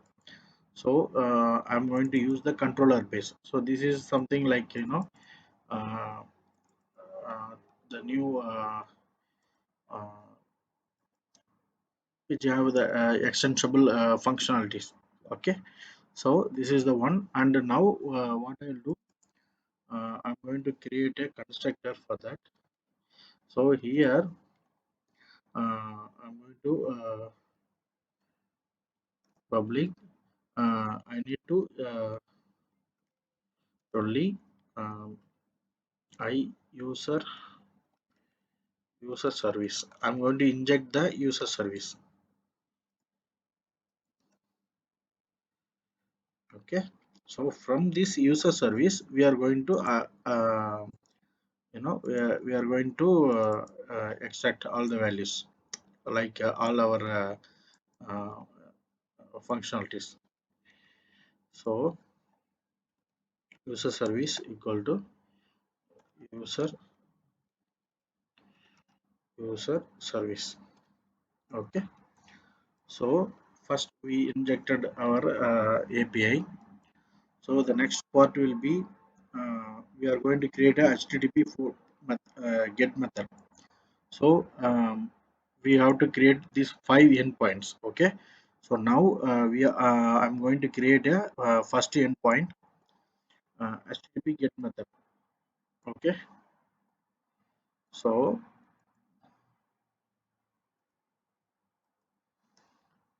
HTTP get method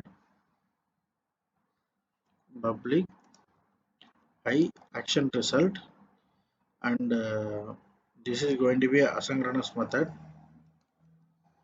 asynchronous I action result get all.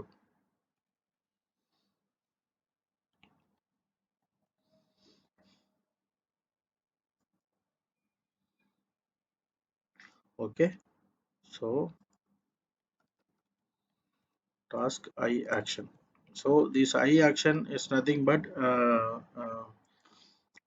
it will return all our you know all the uh, um, return return. Okay, okay, so first what I will do, this is going to be a complete set of list, right? So where user list equal to user service dot get all users, that's it, and I'm going to return this result, that's it.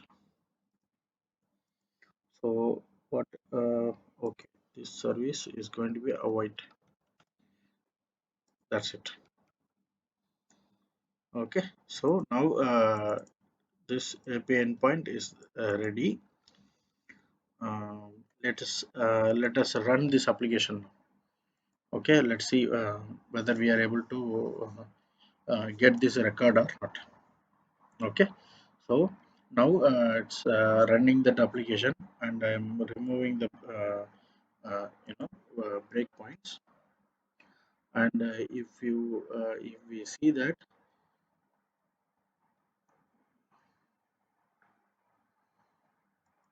what's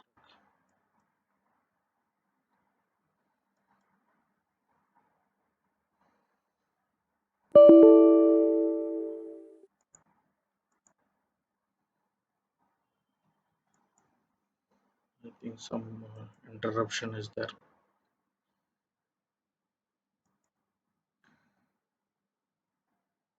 Okay, so for now I will remove this endpoints and I'm going to see this. So I have one API user and I will get the I will execute now and I will get this issue. So let's see what is this issue. Okay, so this is nothing but this interface is not registered. Okay, so the problem when try to activate the user controller, this user is not there. So what we need to do, we have to add the uh, dependency injection. Okay, so that we have to add it. So we'll go there and we have to add services dot um, add scope.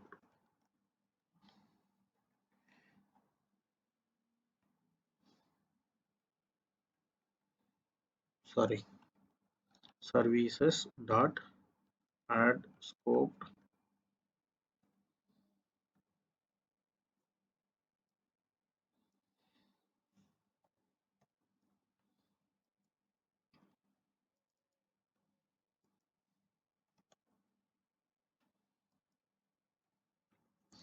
Okay, so I'm adding the um, I'm adding the dependency injection.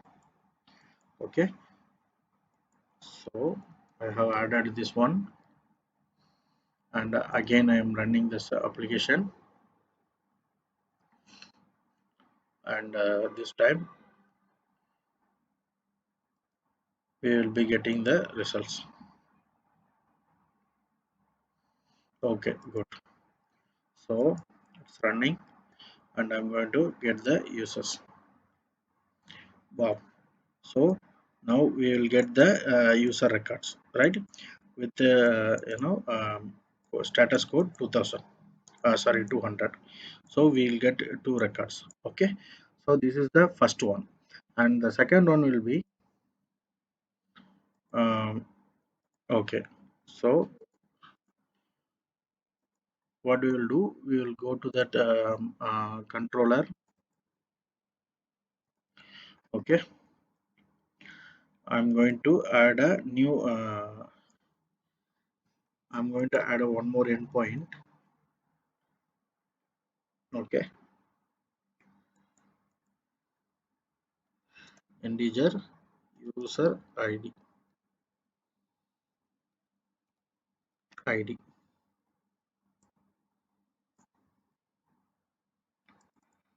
get user by ID. Okay, I'm passing this ID. So here we handle this one, right? So if we get null, then we need to say uh, user is there or not. This and all we have to add it. So in the controller, first what I will check uh, if user not equal to null, then I will return this user information. Okay, else I will return bad request. Bad request saying user detail not found. That's it, simple. Okay, so either case we should get some record. Okay, so this is the thing. So the next endpoint will be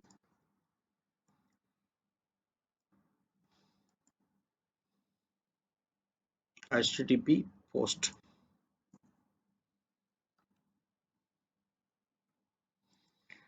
Okay, so I'll make it as a post.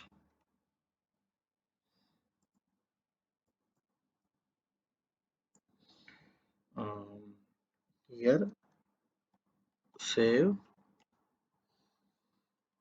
app user view model.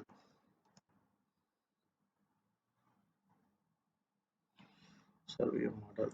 Okay, so I'm receiving the view model here, and I'm passing the create new user method. I'm sending the data there, and if I get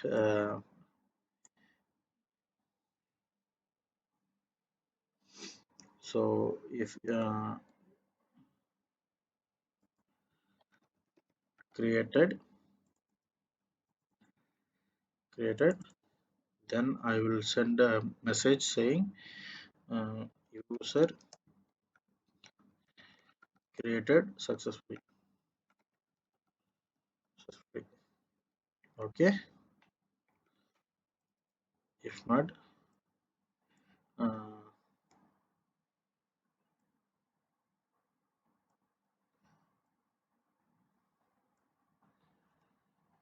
unable to create user details.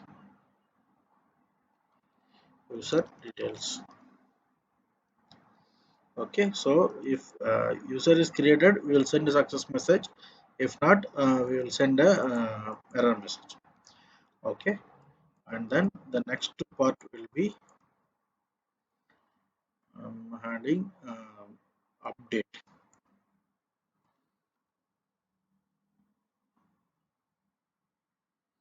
http update method.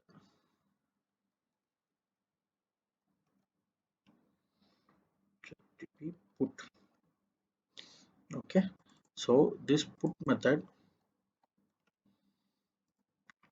what we will do, we will use integer user id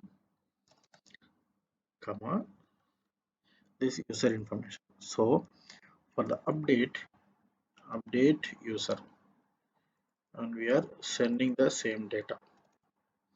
That's it. Okay, user details updated successfully. Okay, unable to update user details. Okay, the same we will be doing for the delete also. http delete. Okay, delete. So here this one is not required. User data is not required. So we'll directly pass the user ID. That is enough. And user details deleted successfully. Unable to delete. Unable to delete the user detail. Unable to delete user detail. So now we created all these, all these endpoints, everything. So now we will run again and see what are the things are there.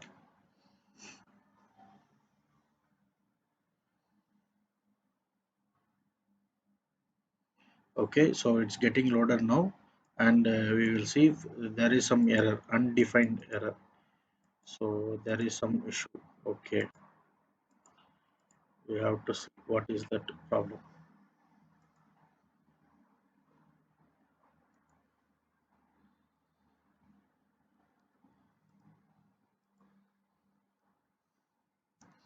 Maybe this is the issue. Let's see.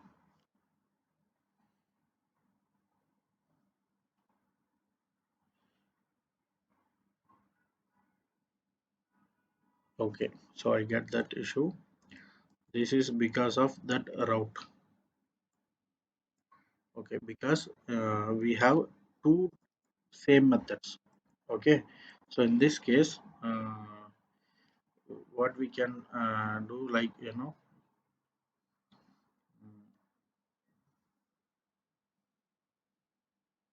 we can mention user by ID.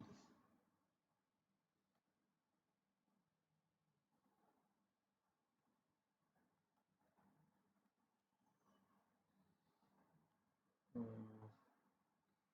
User ID. This will solve our problem. Let's see.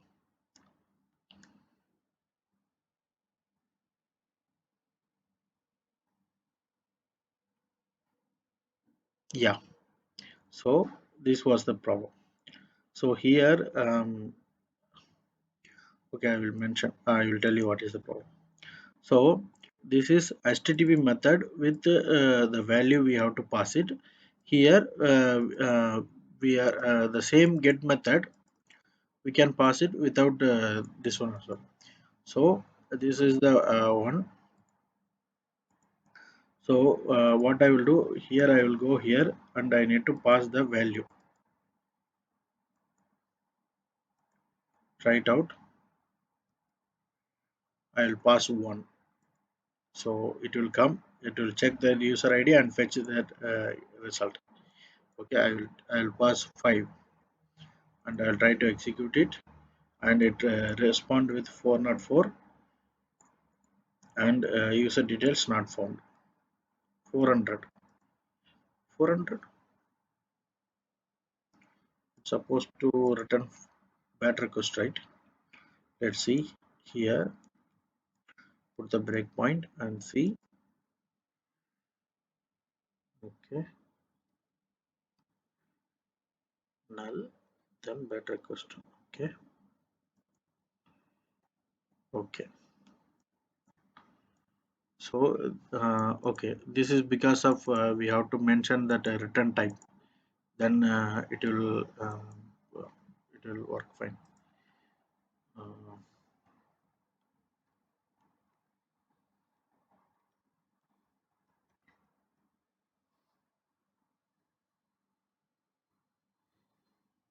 we will come here.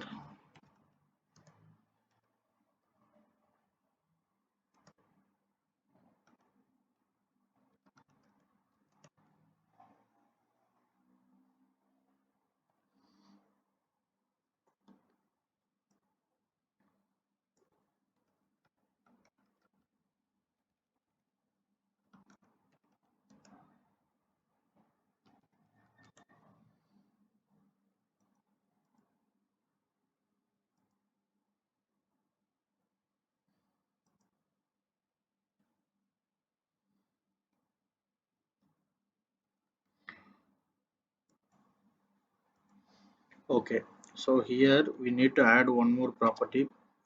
Produces response type equal to 200.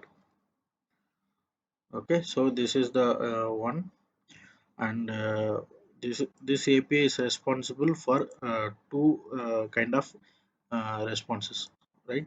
400 for bad request. Okay, these two things we will be having it in all the API. 200 or 400 bad request. Okay, so here I'm adding it to two things, and here also I'm adding two response types.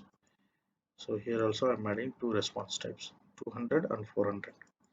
200 for OK response and 400 for bad request. Okay, so let's see it here, the API.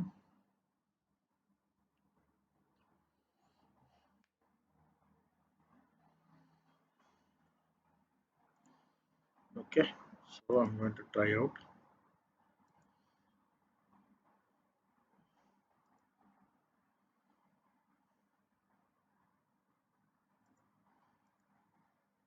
Okay, it's sending it, turning 4 and 400. Now that message is not coming undocumented, so now it's documented. So error message is 400. Okay, so this is the one. So the next part will be we are going to test all these other APIs, right? So we have to test this one as well. So these are the two values we have to add it. Okay, try it out. So I need to test user 3 mobile number. I'm just typing.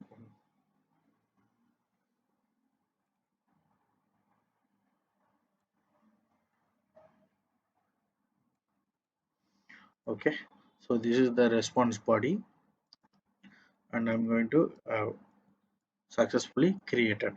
So let us verify that this is created successfully or not. So okay, so it is not created. So the message is saying successfully created, but the value is not got reflected. So in this case, what we have to do, let us do the debugging. Okay, so let us do that debug, and we have to go to the implementation, and we will see what is happening. Okay, so we will be getting the value. Yeah, okay, we will be getting the value, and here also we will get that value, and the new user value will be there. This is because of this date and time issue, I think. That's why it is not uh, storing properly.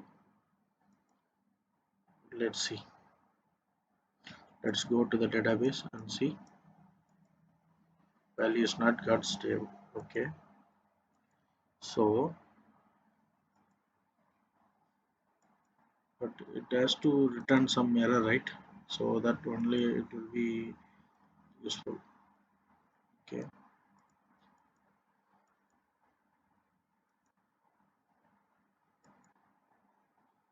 okay.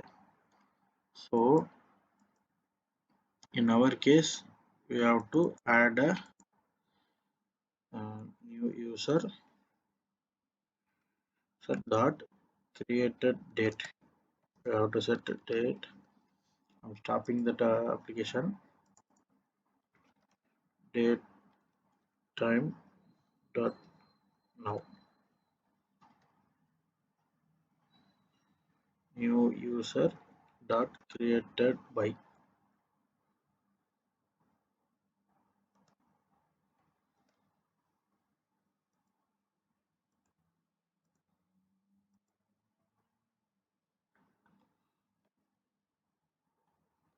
API or some user role methods. Okay, okay. The same we have to do it in that you know in the update user as well. Otherwise, we will get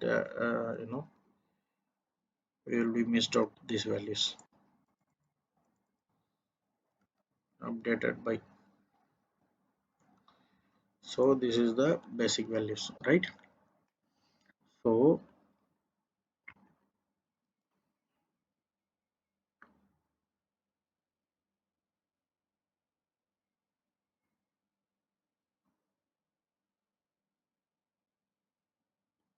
I'm going to save this value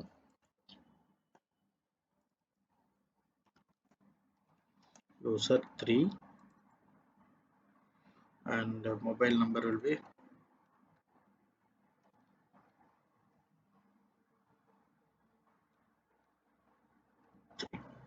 okay. I'm adding this one, and I'm setting the values, and it's coming here.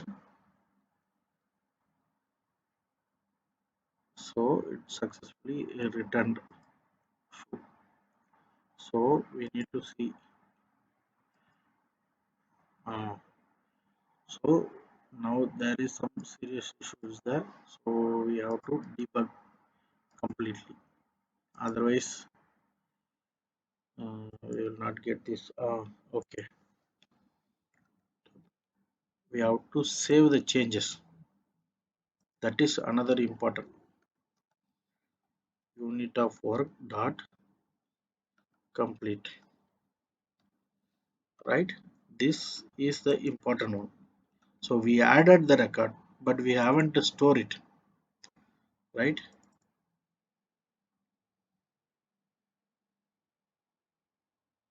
Okay, so where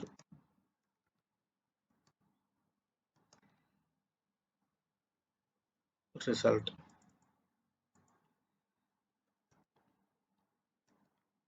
greater than 0, then we can return true, else will return false. Okay, so we need to save this record. That is important part that we forgot. So for this one as well, the same way we have to do it. Okay,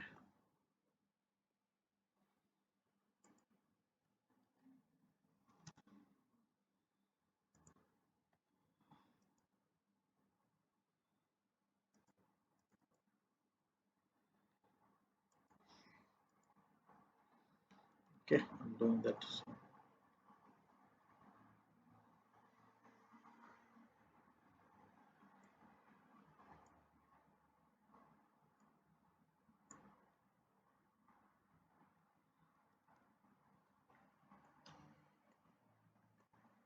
Okay, if we go inside this method and we will see, you know, we will see the data context has been changing. So this is the important one. So with this one we have missed out. So now we added that, and we will run it again.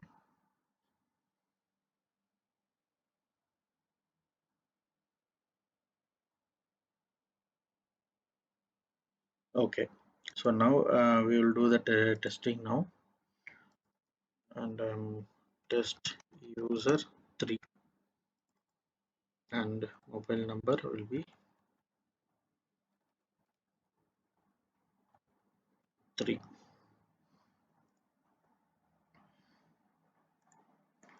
So it's coming now. So it's adding now, and the result is 1. So it is success. So now we'll see get a response, and we'll come here and see in the database it's stored successfully. Yes. So this was the actual issue. Okay, the problem will be that one. We didn't save this one. So that is the important part. So we stored it, and it's good. So the next part will be updating this one. So, so the next API is going to be the put API.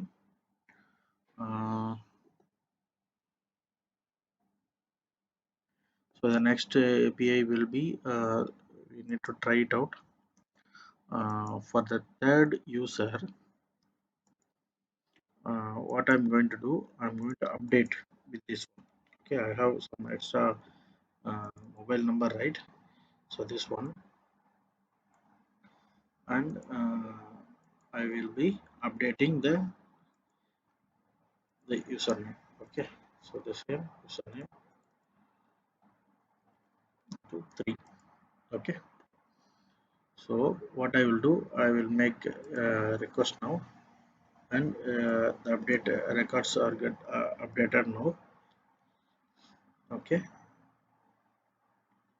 so let's go and verify the record. Wow, instead of creating, it got added. This is a problem. Okay, so what we missed out, let's go and see. In the update user, we have that user, we have to set that user ID. Update user dot id equal to user id. So now what will happen, the identity will identify by default the user is there, that will be updated. Okay, so let's try that now. So see, it got updated.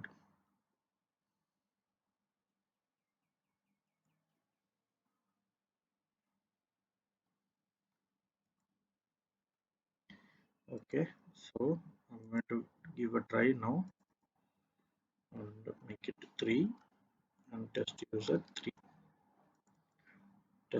3 and the same user ID is 3. Okay, so okay, so now we got some error. Okay, so this one we have to fix it. Let's see.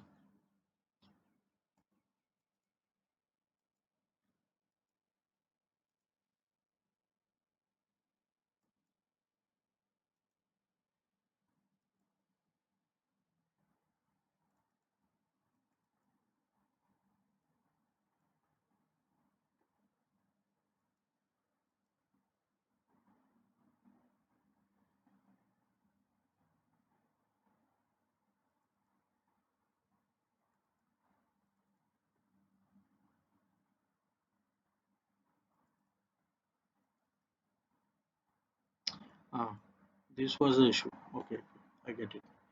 So we got that user and we'll remove this user.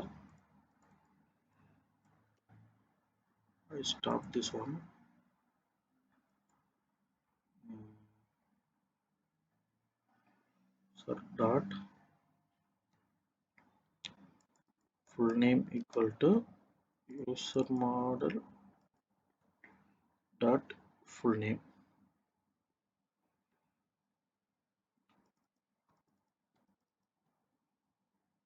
Okay, these two are we are going to change, right? Mobile number and the same mobile number we are going to update, and now it will work fine, I guess.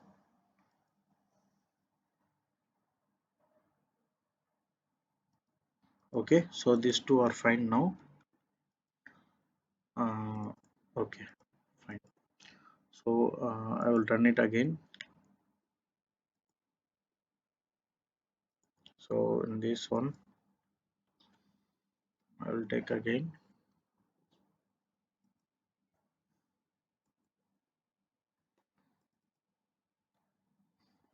make it as 3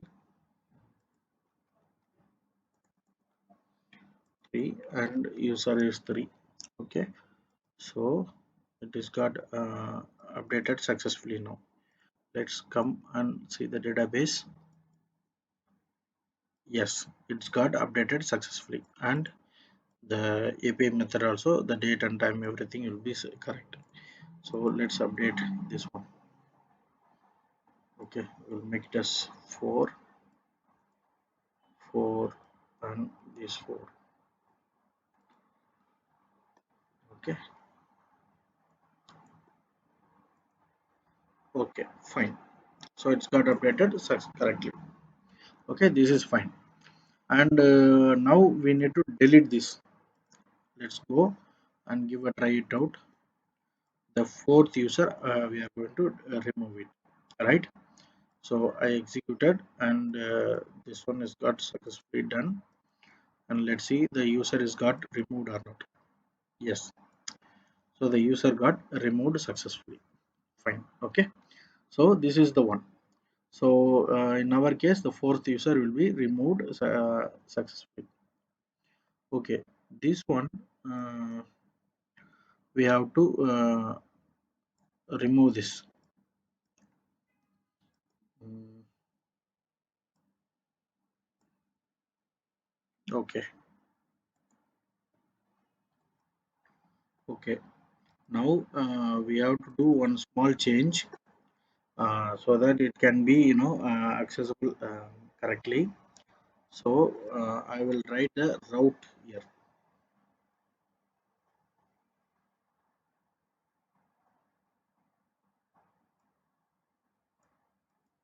users, so that it can be users slash uh, all users. Okay, and then here I will make it as a uh, slash id, uh, users slash id, and here as well the same.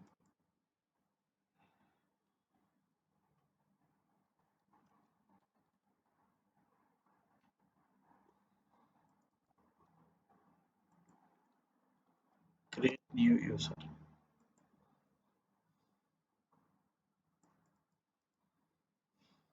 Users, users, create new user, and then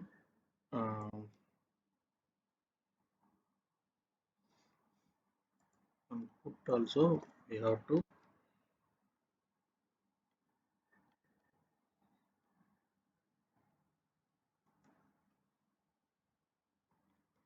um, users slash uh, user ID.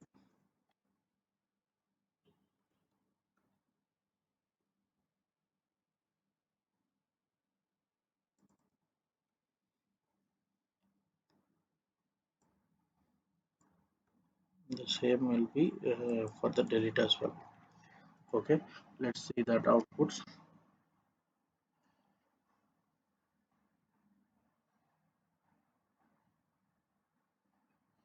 It's loading the Swagger UI.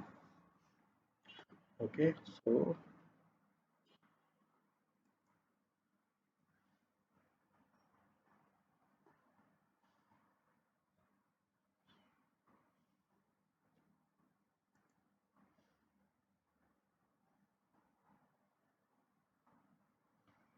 I will put one and see what is happening. Uh, so now it's coming correctly, but this users is not required because the user is already there, right? So we can remove this users so that it will be correct way of implementation API standards. So what we will do, we will just remove this. Okay, we'll remove this one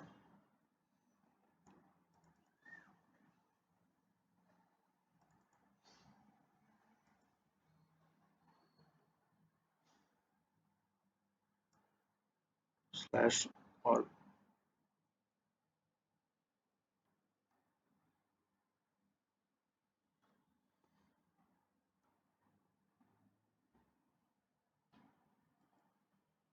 Okay,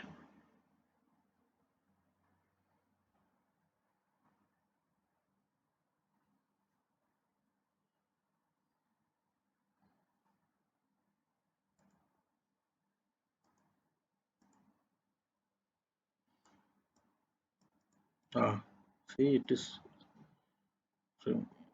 that user and all removed. Mm, that's supposed to not happen, right? So it's better we can remove this.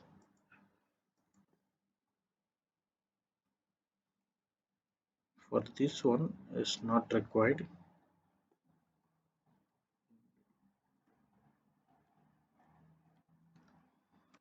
Get all users. That's it. Simply we will make it this one, and here we will make it as a user ID. Okay, and then create user, and here we will just remove that slash. Okay, so it's now fine.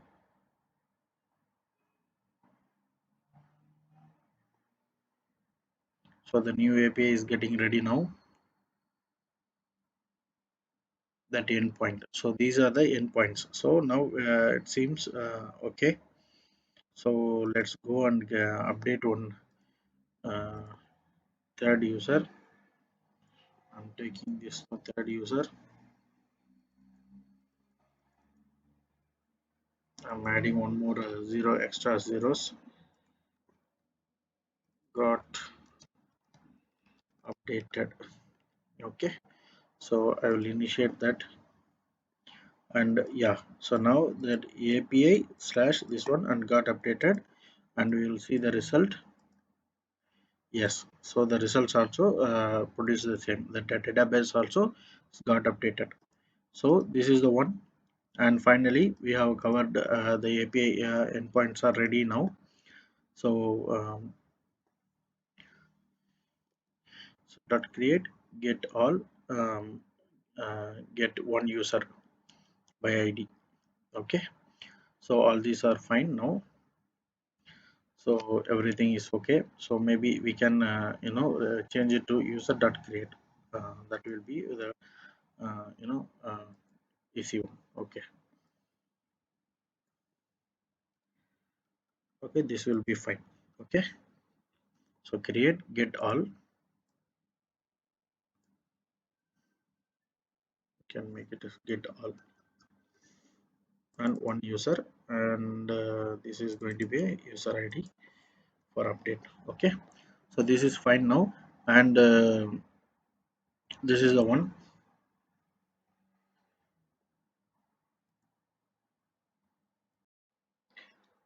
Okay, so now I will run that application, and I will run the same API in the Postman collection. So I have, for that, what I have done, I have created a Postman collection to get list of users, and this will return list of users in our API and our database, and the get user by ID API. This will return the users from the database. So if I change the user ID, and it will provide the new user ID which we have requested. And also for this one, to create a new user, we can use it this API. So let's go and verify that record is created or not. Yeah, so the record is got created, but here I have noticed that this is not a, JSON response. So the client supposed to get the proper JSON request. Okay, so this is something like, it's like plain text. Okay, so this is supposed to not written like this. So in that case, what we need to do, we need to change the output of that API controller. So I'm going to the API controller. Okay, so this API, there is no issue, and get API also is, there is no issue. It is returning the proper API JSON format. So the second one will be this one. So if we provide 10, in that time it will return this format. So whatever the client requesting this API, this will provide some inconsistent way. Okay, so what for that, what we need to do, we have to do it everything in the same output format method. Okay, so for that, what I will do, I will create a response object. Okay, whether it is a whatever it is a response, we have to make it, we need to bind it on that one, and we have to send it to the client. Okay, for that, what I will do, I will go and create um, I will go and create one service response class. Okay, that will be a static class. So for that, I'm just adding one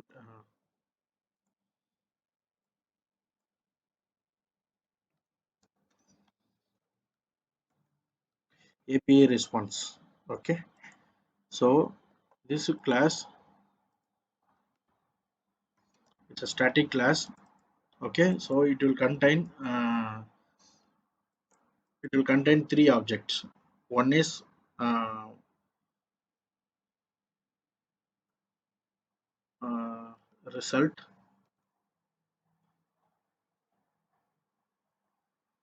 boolean, whether we have a result or not.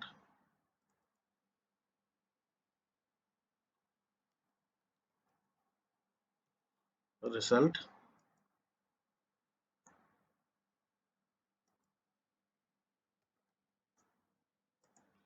and then the second one will be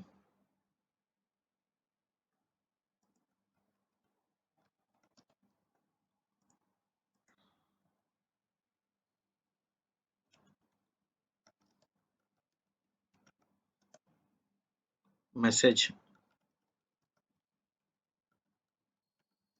So if in case we have any error message or a success message, so that message will be displayed here. And if in case we need public static um, data get set. Okay, so the this t is going to be the generic data, so this can be of anything. So whether we will be having a data or not, this we supposed to make it we have to make it as a generic object, so it can be any object.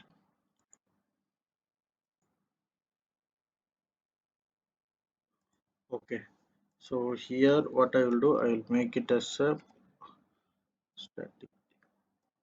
Okay, so here instead of result, make a status, so that it will be appropriate. Whether it's a success or failure, we can identify it. Okay, so what I will do, I will go to that user controller, and here what I will do here, uh, where response new API response of user list. So this can be a this list of app user view model, list of uh, app user view model. So this result I will return it.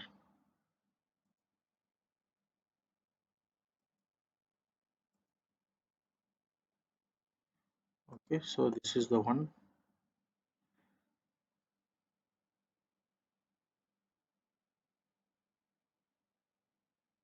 Okay, so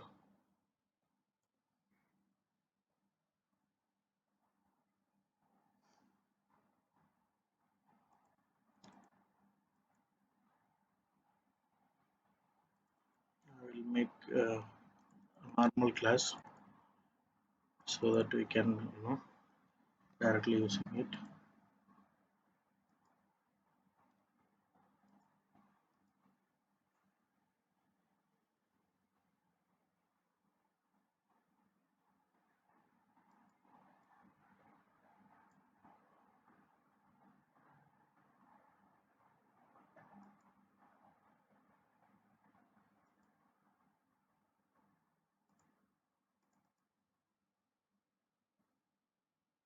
Okay,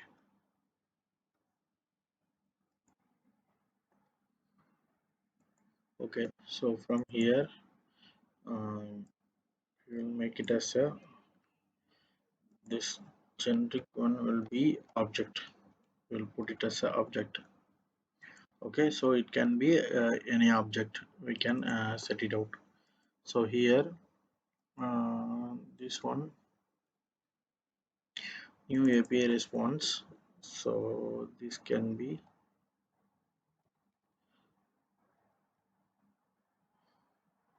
right. So here we can set the status equal to true, and message can be uh, all users fetched successfully. Successfully, all all users fetched successfully, and the data what we will provide will user list. Okay, so this one we will send it here. The same way, so let us test this one by sending. Now I'm running the application, and I'll go to that. Once the API is get ready, we need to fetch this APIs. So currently it is returning array of values. So we will be getting some standard way of outputting the web APIs. Okay, so the API is ready now, and we will consume that in the. Okay, so this is the format. Currently, we are getting it. So the status is true, and message will be all users fetched successfully, and the data will be the array of array of records. So we have to extend all this the same format for all the for all the APIs, whether it is success message, error message, whatever message we can add it here. Okay, so in that case, we have to implement the same and the next API endpoint as well. So here, I will stop this one. So what I will do, I will take this response object, and I'm just giving this one to the data user details fetched successfully. Okay, so we will be returning this response.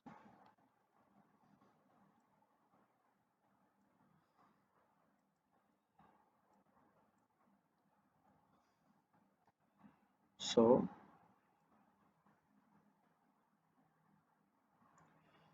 the same response we can add it here as well. Only the thing is we have to we will make the data as null, and then we will send the messages details not found, and we will just add it here the bad request, so this will not work. Okay, so this is the API response that we are sending it now, and the same way we have to do for other methods. So I'm going to do the same here. So created successfully, and we will make it as null. User created successfully. This one I will update, and I will send that response. Okay, so this is the one, and the next one will be this one, and here.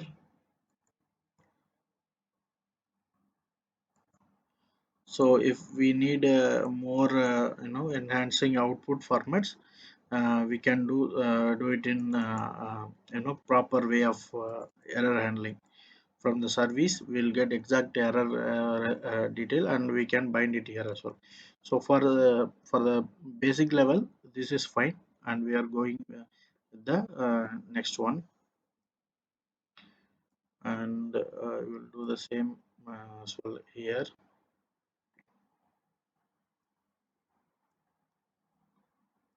So I will just do the same.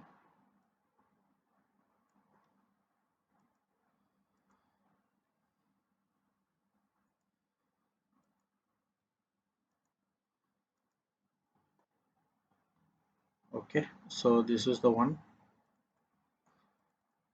So I can remove these things, and I will do that same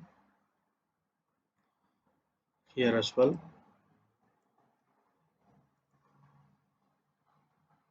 Okay, and I am going to change the values.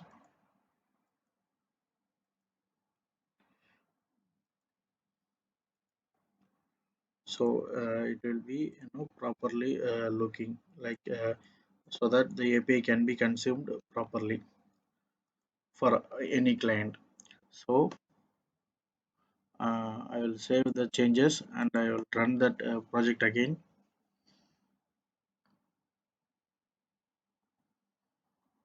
and let's wait for the project to uh, complete. Okay, so API is ready now, and we'll see the API is getting fetched. Okay, and what I will do first, this is the place from where we started changing now. So this one I am trying with that. Okay, so let's see here. There is one thing. Um, User details not found, and it's bad request, and service status is true. The status supposed to be a false one. Okay, that we have to check it, so that the front end application, the client application can know this is the error message or something like that. Okay, so this change we have to add it here. So wherever we we will be having the places, we will set it as a false. Okay, so for the bad request we are set it as false. Okay, we can make it as a generic one as well as this one. So for now, we are okay with that, and we are moving forward. Okay, so we'll when only if in case of okay message, then the status will be true. Other than all the status will be false. So I'm just saving this one, and I'm running the application, and in this case the proper API response should be there, and the message, so that the client can create the model and they can easily bind it. So this is the purpose for we are creating this one, and for the success response we will just add it here, and we can see that the data. So the status is true, user data fetched successfully, and then this is the user data which we are expecting. Okay, so the same way we will go for creating a new user. We'll see.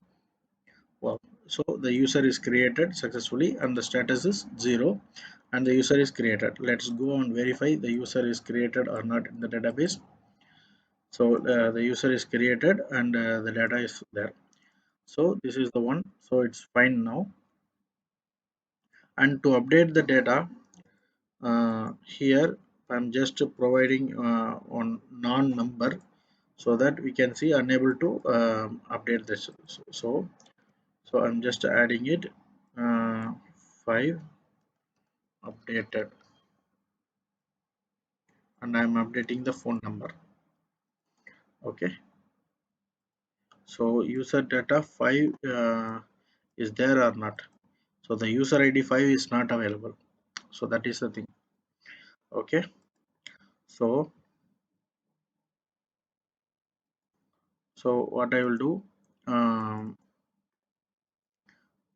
so I'm just providing a 7 and 5, 7, 7. So user data updated successfully. Let's go and verify the status. Okay, 7 got updated. So this is the fine, and the seventh record we are going to delete it. So that seventh record will be this one. Usually we will not directly delete the record. Instead, we will update the status.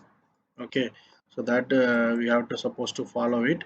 So for now, okay, we will for the demo purpose we are just doing this one. For the best practice, we supposed to not delete that record. Instead of, we'll create a new status column.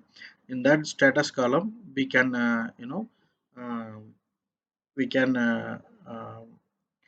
mark the status as 0. Okay, that is the point. Okay, so for now everything is working fine, and we successfully created API endpoints as like we have described here. So please go through this video again. If you have any doubts and clarification, anything, please provide it in the comment, and I will try to answer for your queries. Thank you very much. Thank you everyone.